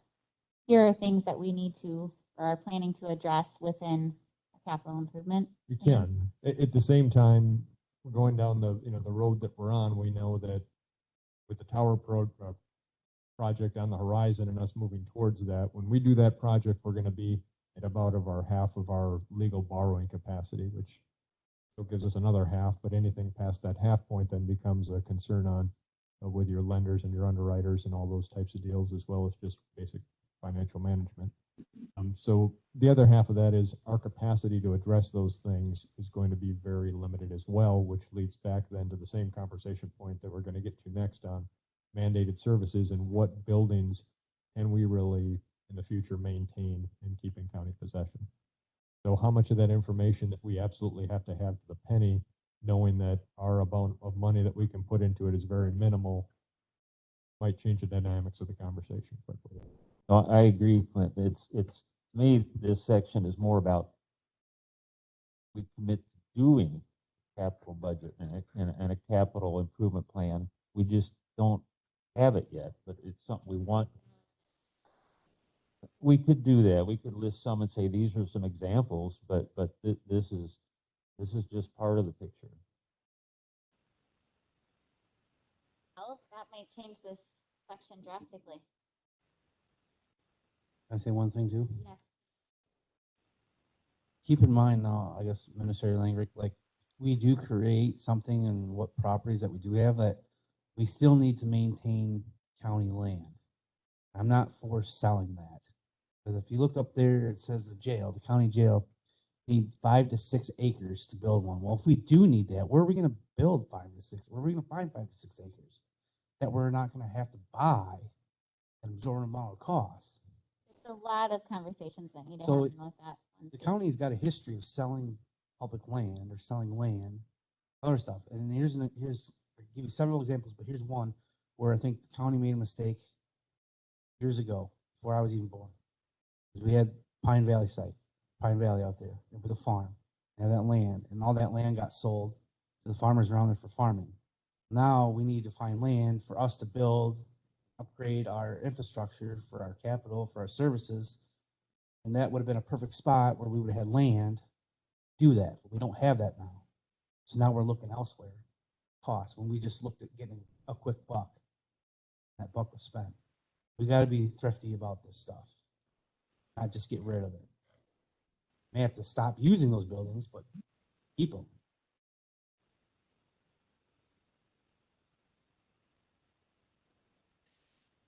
Madam Chair. Yes. I mean, I kind of like some of the, I think he asked some interesting questions and, makes us think. So I think that there may be some reason to keep some of this language in here, just if it gets people thinking about how are we going to make these decisions? These are the things we need to kind of think about. And so, I don't know, part of me kind of wants to leave at least some of this in here so that people start thinking about,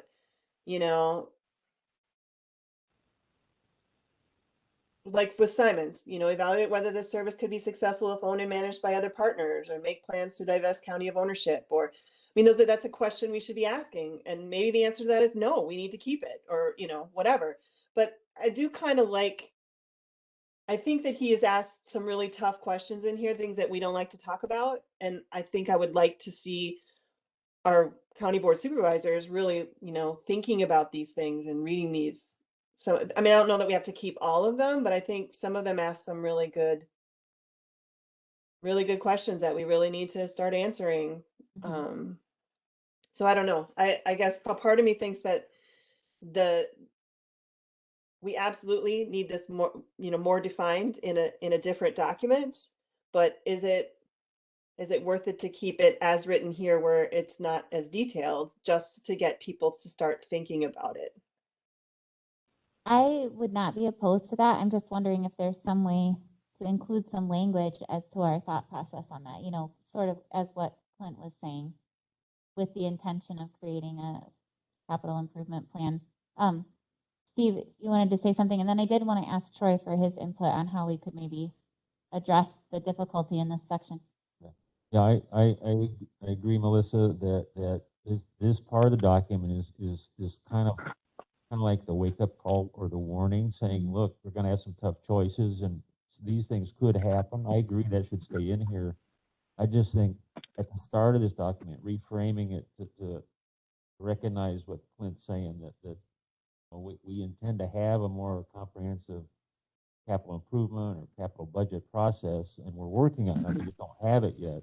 So I think we can do both with this document. It just needs to be reworded or reframed a little bit here at the start on what this section is about. And then, yeah. So do you want me to, Madam Chair, would you like me to go ahead and try to reword that paragraph and bring it back to the next meeting? Yes, that would be great. I guess my other question is, was any of this section something that we foresaw being addressed in the work plan? Because I know as we were going through the rest of the sections, we had all the different areas that we were planning on putting directly into the work plan. I mean, some of these things have things that are already being done or are in the process of being done, but are we actively trying to put all of these? I guess that's where I'm struggling to figure out, how does this fit into our plan? Yeah.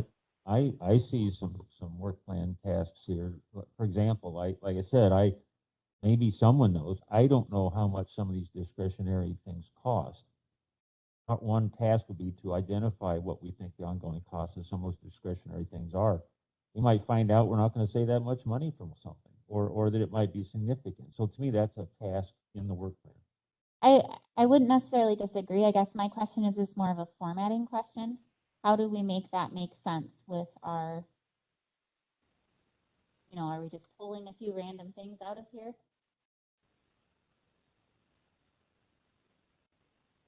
I guess it would have its own heading in the work plan, but I don't see a conflict. Okay. Troy, did you have anything to add? No, we're jumping all over the place. Yeah. No, that's great. I think it's a good conversation, and I appreciate the thought. I think there's committee work to be done within the work plan. So, for instance,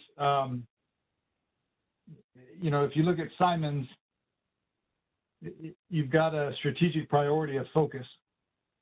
Are you focused if you're offering recreation opportunities? You've also got a priority of growth. Maybe someone somewhere could run an analysis and show that there's an economic benefit to Simon's. I feel like there's committee work to answer some of these questions. Will it cash flow if it stands on its own? If so, then lean on your strategic priority of focus.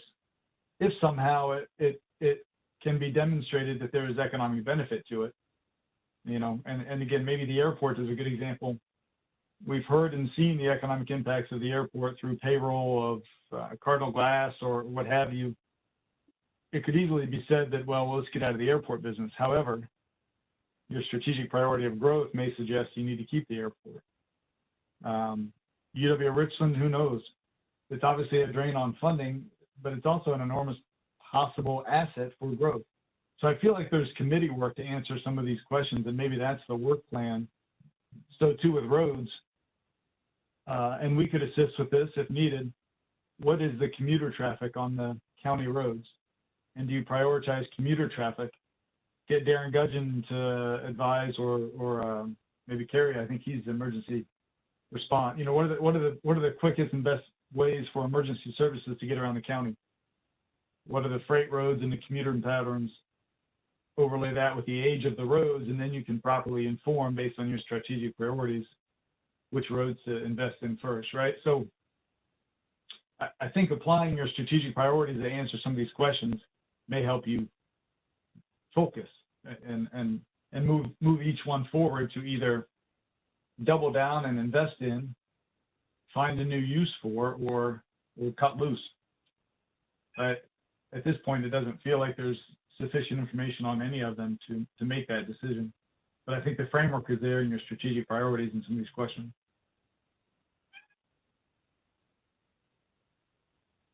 So as I'm listening to you, Troy, that makes me think that when we look at an introduction to this section, Steve had mentioned needing to include, which I know you said you were going to work on, Melissa, that the intent to address these further in another document, but perhaps also including something similar to what Troy is saying. Like as we're going through this, utilizing what we have identified as our strategic priorities to identify those questions that need to be addressed as a matter of priority. I don't know. I feel like this bears some more going over. Unless you guys think differently, I'm thinking, Melissa, if you don't mind working on that first paragraph, and if we would all just review this again, thinking about it, especially since, Melissa, you said you were going to send the edited documents of the first two sections. If you can have those in the folder, I feel like once we can look at that as a whole, then maybe be reading through this again to have a better, bigger picture. I feel like that helps me. Yeah, For the that's next no meeting. problem. Okay. And then maybe we can tackle this again at the next meeting. The other thing I was wondering was, as we move into looking at the work plan, well, two things. Melissa, you had mentioned working on a list of, or looking at what are statutorily required services and what are not. How is Yep. that going? I know that's a huge, huge task. It really is. I'm making progress, but I'm definitely not done. So I guess, how do you guys think we need to move into, as we move into the work plan, how are we going to look at working on that? Question, the start to it that's in there, who started that? Who did that? There was a work plan set up in there that's, I think Melissa, did you just, it was an Excel spreadsheet? No, That, I think Troy made this one. oh, okay.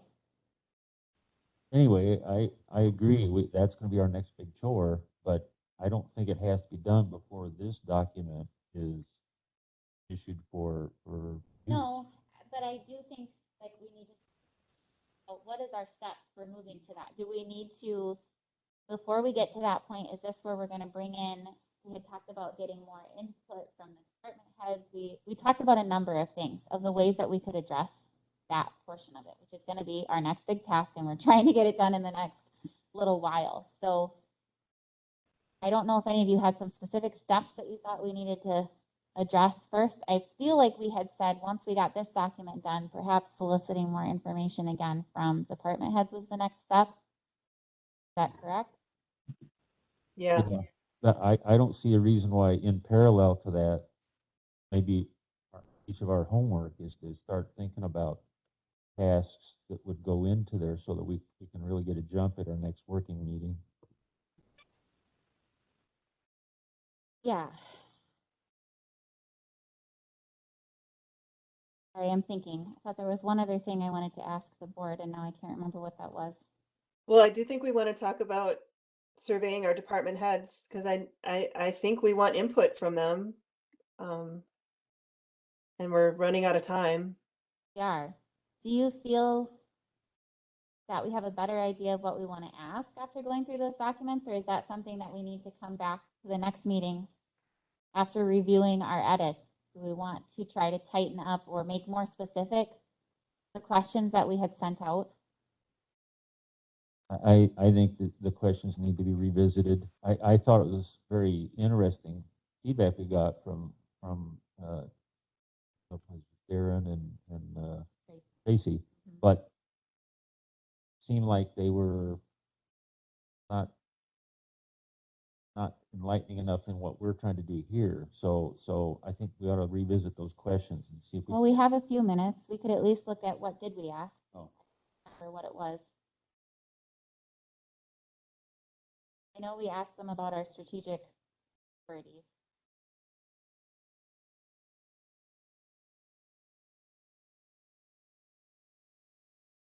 I think on Tracy Thorson's, here we go. In the first folder, Tracy Thorson, in her response, she lists the questions. So our two questions were, what functions and services, if any, is your department performing that do not align with these strategic priorities and core values? So, by the way, I had headed that with the context of what those were. So had listed the strategic priorities, which, just as a reminder, those are effectiveness, growth, focus, and improvement. Each of them had a little sentence describing what those were. And then the core values were integrity, public service, accountability, and open-minded. And again, each had a little description. And so then our two questions were, what functions and services, if any, is your department performing that do not align with these strategic priorities and core values? And the second one was, what operations or procedure changes would you plan on implementing to help your functions and projects better align with these strategic priorities and core values? Actually pull that up if that would be helpful. It's in the very first folder.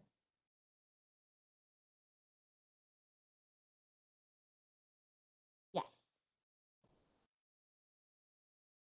So I don't think those are bad questions, but they're very broad questions, particularly to somebody who hasn't had the benefit of sitting through all these meetings and understanding our background. So, but I'm not feeling very creative at the moment to understand how to make these better. Anyone else?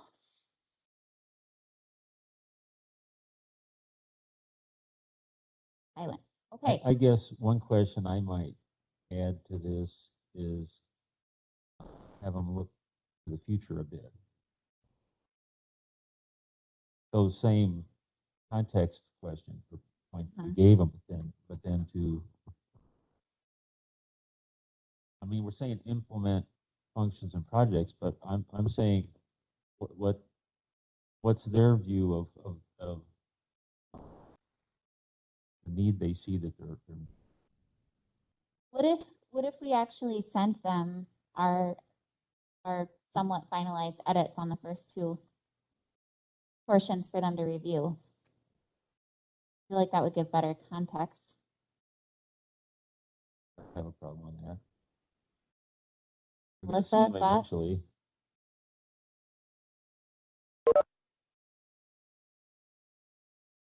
I mean, I guess my one hesitation, or I don't know, it's not even a hesitation. It's just, I really feel like I would like to know what the departments, what goals the departments have that fit into our strategic plan.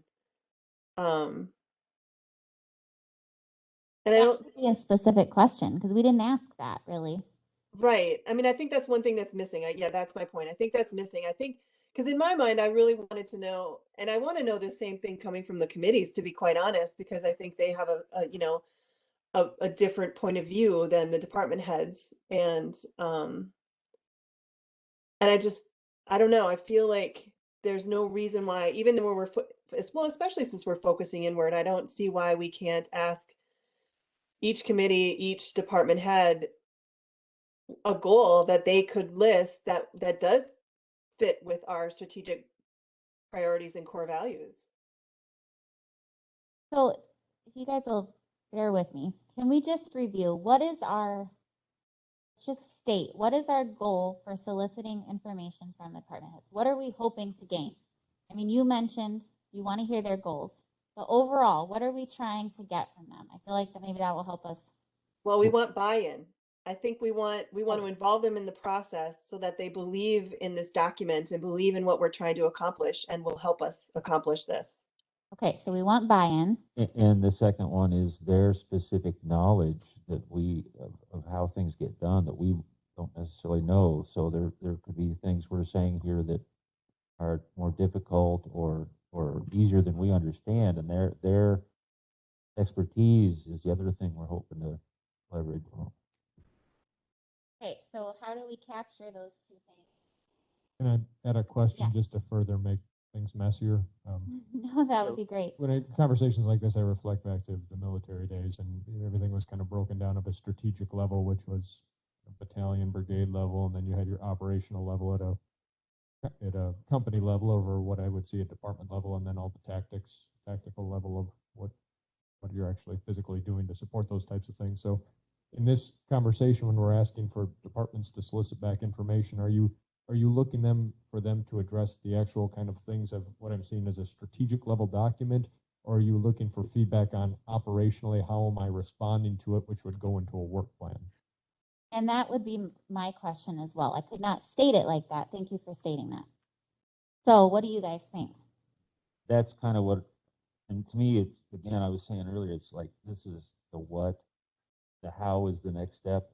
The how is going to be, how and who is going to be partly our work plan, but partly that information from the department. So you're saying what we want right now is what? Wait, This say- is the what document. This is what we think needs to be done. The how and the who is the next step, and that's the departments and our work plan being kind of a skeleton layout for that. And yes, so is the intent to like put out the draft and say, what are your questions, concerns that come from this from a strategic type of a level, or are we already kind of looking at operationally, how are you going to respond to this type of a plan? I kind of see there's, they probably overlap because one impacts the other, but when it comes to feedback on what you want to get back, to try to help to set the Madam Chair? segments. Yes, Melissa. I think at this point, if we really truly want this to be successful, I think we want them to look at this document and tell us that it makes sense and that it's that, because like Steve said, they're the experts in many of these fields of things that we're trying to accomplish. And so, I mean, I think that if we want their buy-in, we want to actually take their advice or at least use their information to make sure that we have a good, solid document. So, I mean, I would argue that at this point, we want to know, do these priorities make sense as they pertain to your department? Are they the priorities you would pick for your department, or are there things we're missing? Are we off the mark on something? Because now is the time that we want to. It'd be, I mean, obviously, we're not going to get it perfect on the first go. We're going to change this document as we have to, but I'd hate to put a document out and then have the department head say, well, why did you pick this? This makes no sense. This is what's really the problem in our department, or this is really what we should be focused on because of this, this, and this. So I would argue we really should be asking them for input on the document itself. Well, then that brings me back to my question about giving them what we have so far, but you mentioned some hesitancy on that. I don't have hesitancy on that. Okay. All I right, think sorry, that's I fine. thought you had said that you were hesitant. You had some I don't remember what it was on Well, sending the document. Right. I think part of it was that maybe we wanted to get their reaction without, like, we wanted to hear what they had to say without biasing them with what we've said.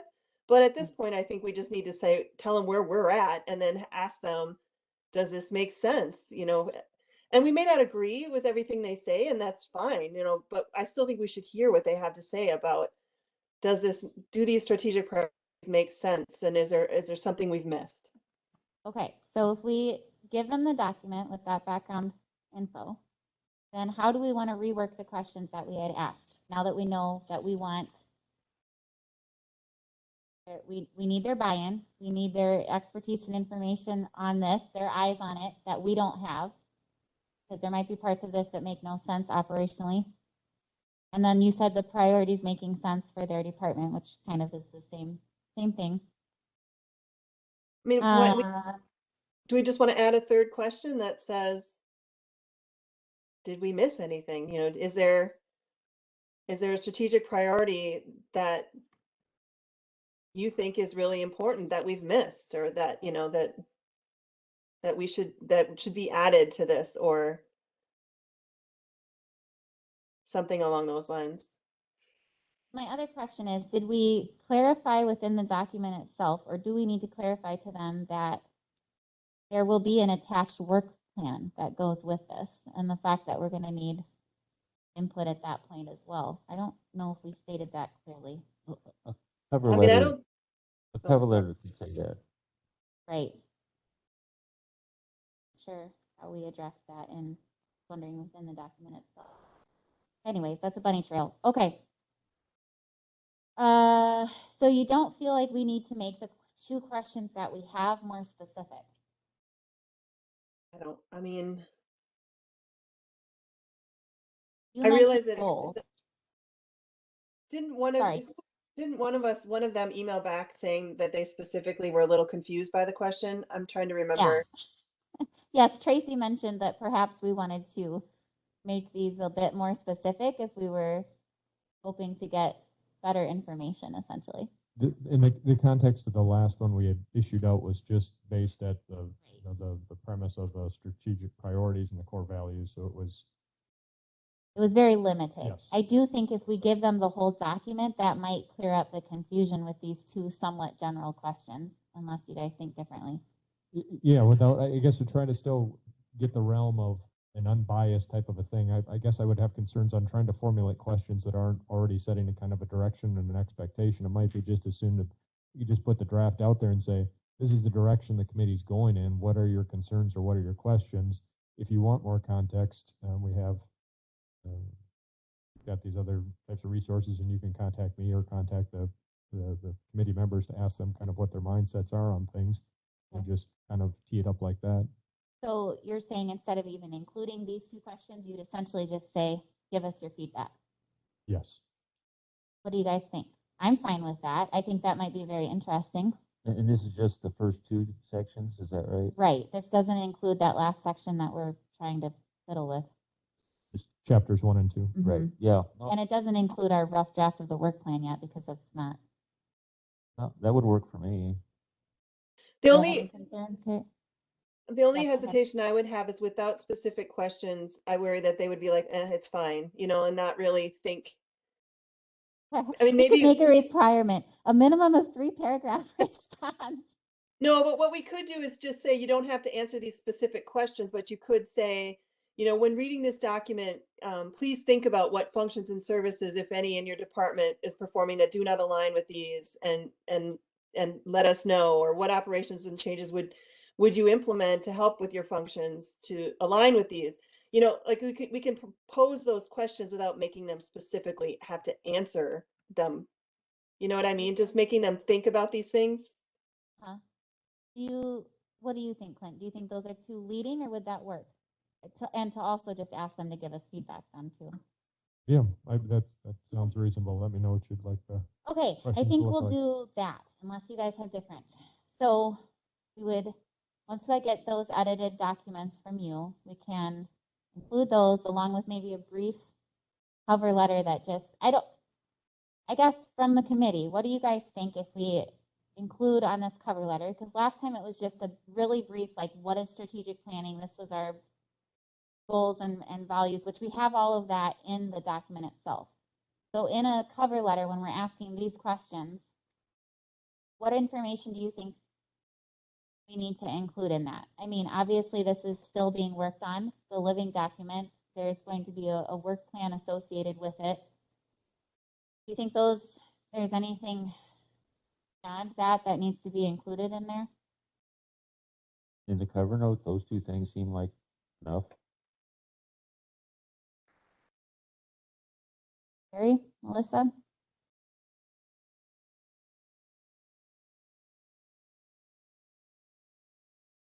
Okay. So then I do like how you mentioned, Melissa, reframing the questions. In other words, like, I think you said basically saying, as you're reading through this, you could think about these questions. Yeah, and I don't, it might be worthwhile to just copy in the strategic priorities and core values into that cover, just because those are specifically what we're asking them to think about. Mm-hmm. But you don't have to either. I mean, I think it would just reiterate that, you know, we want everything to come back to a strategic priority that fits with our core values, right? So I think it doesn't hurt to reiterate that. Okay.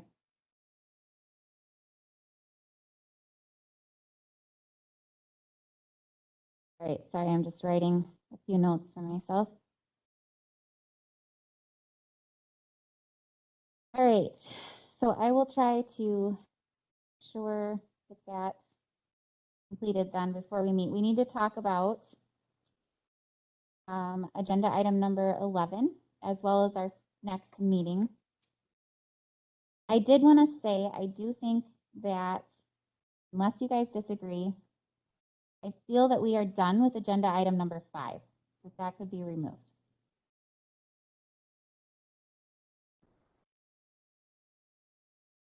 Madam Chair, Yes. I would just had a thought, since we are coming up against the end of the year, I'm wondering if we could send the same request to our committees and have each committee put the strategic plan on their agenda to answer those same kind of questions and just kind of get it all done at once. You guys think? Fine. Okay, and are we saying every department head? I didn't clarify that, but this time we're going to all department heads, correct? Yeah, that would be my thought. Are we resending to poor Tracy and Darren? No, 'cause this time it's Yeah, just- now we have more information. Okay. Well, plus they'll get to see the plan this time. They haven't seen it yet. Right, exactly. Okay, and committees. What? Yeah, Unless we don't think that's worthwhile, but I was just thinking of the committees I'm sitting on. I feel like there are departments that could use some nudges with goals. what are you hoping to get back from the committees?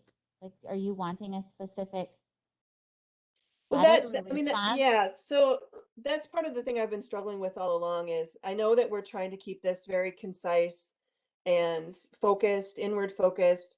But on the other hand, some of these departments, you know, they're not necessarily going to be heavily involved in us moving forward with our financial goals and all these other. So why couldn't we have some, you know, pretty good goals for those specific areas? I mean, I'm thinking specifically of land conservation. Why couldn't we have some strategic goals for that department? That I mean, I know we're trying to keep this focused, but I think there's a lot of little departments that aren't going to be a huge part of the conversation. And so I don't know, why can't we be more specific about what we want from them in attaining some of these strategic priorities we have? So that's my thought process, but I'm okay with not doing it if you guys think it's a wasted effort. I think we can try. I don't know if we'll get a response from every single committee, but what we get would be useful. Plus, it gets this strategic plan in front of our county board supervisors one more time. I mean, the more engagement we could get, the better, I think. Well, and we've made a lot of changes at this point, and we're going to want to go over all of that with them when we do eventually present it. So it'd be nice to have some familiarity with it before we get there. Yeah. Okay. All right. So we'll include committees. Any future agenda items or other agenda items that you feel we could remove?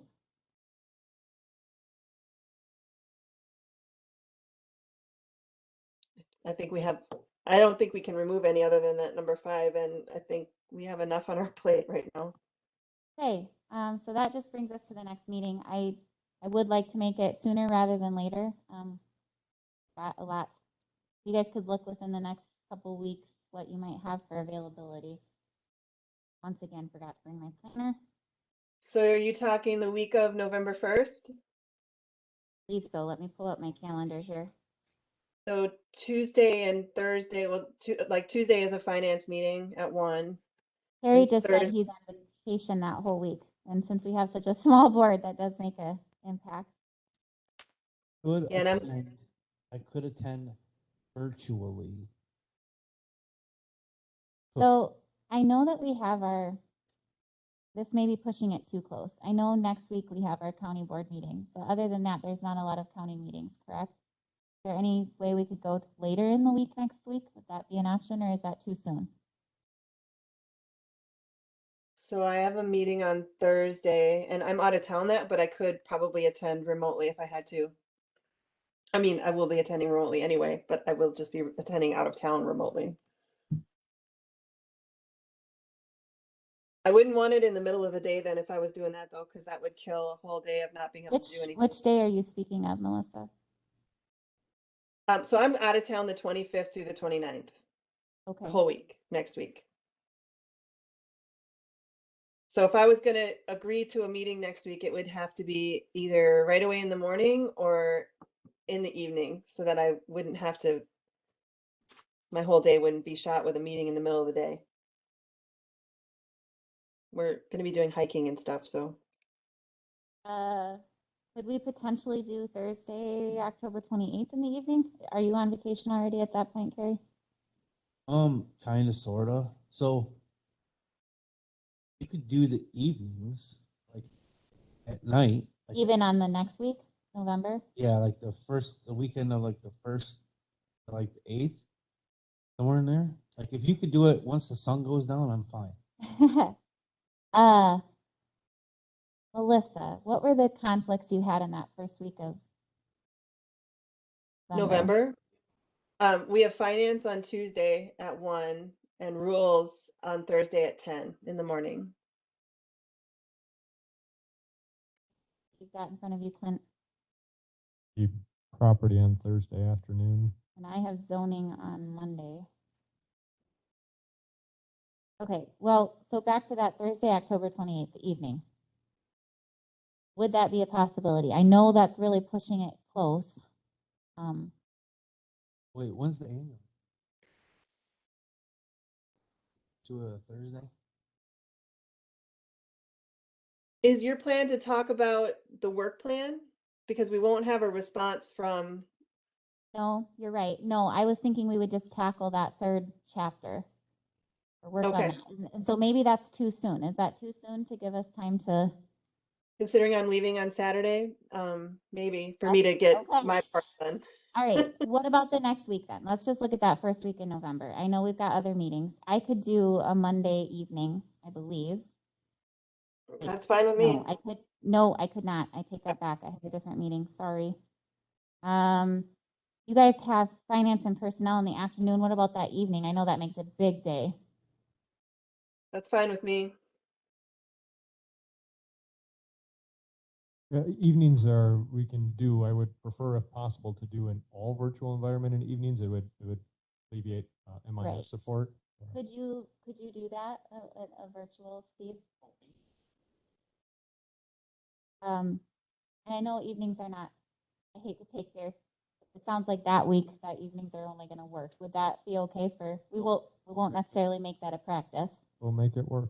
Like I said, it's if evenings, if we can do all virtual, then I can have MIS staff or coordinate it all from a desktop, and they don't have to have somebody here to run all the interface stuff. So it's less acting on staff. Okay.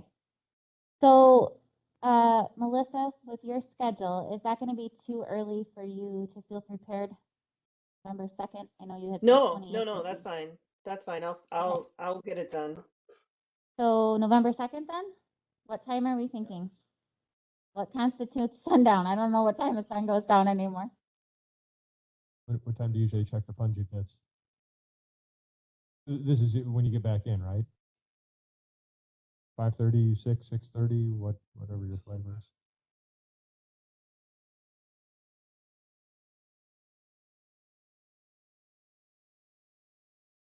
Six 30 too early?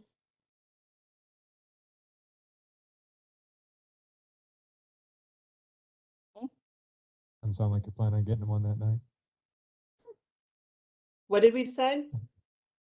Hold on, I'm doing a little research. Oh, You should legally be out of the woods by 6:30. Okay, 6:11 p.m. is when it says it's gonna go down tonight. So that's 2 more weeks from now. Right, so it'll be even earlier, right? Wait, when is fall back? as good a shot as Kerry is, he'll be back even with the deer at 6:30. So if we did 6:30, if that, 6:30, will that work for you? Okay, John, I don't know if there's any reservation, and I can handle it through. What we're saying, 6:30? okay. So November 2nd at 6:30 PM. And if everybody could review the edited documents that she's going to put into the folder. And then also, please, everyone read that chapter 3 and really try to think through how can we make that section work. Okay? That's the capital, and what is it called? Project improvement? What is it? Remember the title of it? Capital facilities, chapter 3, capital facilities. So that's what we'll work on. We won't address the work plan or anything. We'll just try to go through that section. And if we have any responses at that point from department heads, we can talk about those as well that evening. So I guess that would maybe be an agenda item to add on. Okay, any other thoughts before we adjourn? As long as it Was takes that field grass. the second at 6:30? Is that accurate? Correct. Thank you. Yes, thank you. Okay, then I guess that takes us to number 12, adjournment. Have a motion to adjourn I to move November we 2nd at adjourn. 6:30. Okay, Steve, Second. second by Carrie. All those in favor say aye. Aye. Aye. Aye. Thank you all. Thank you.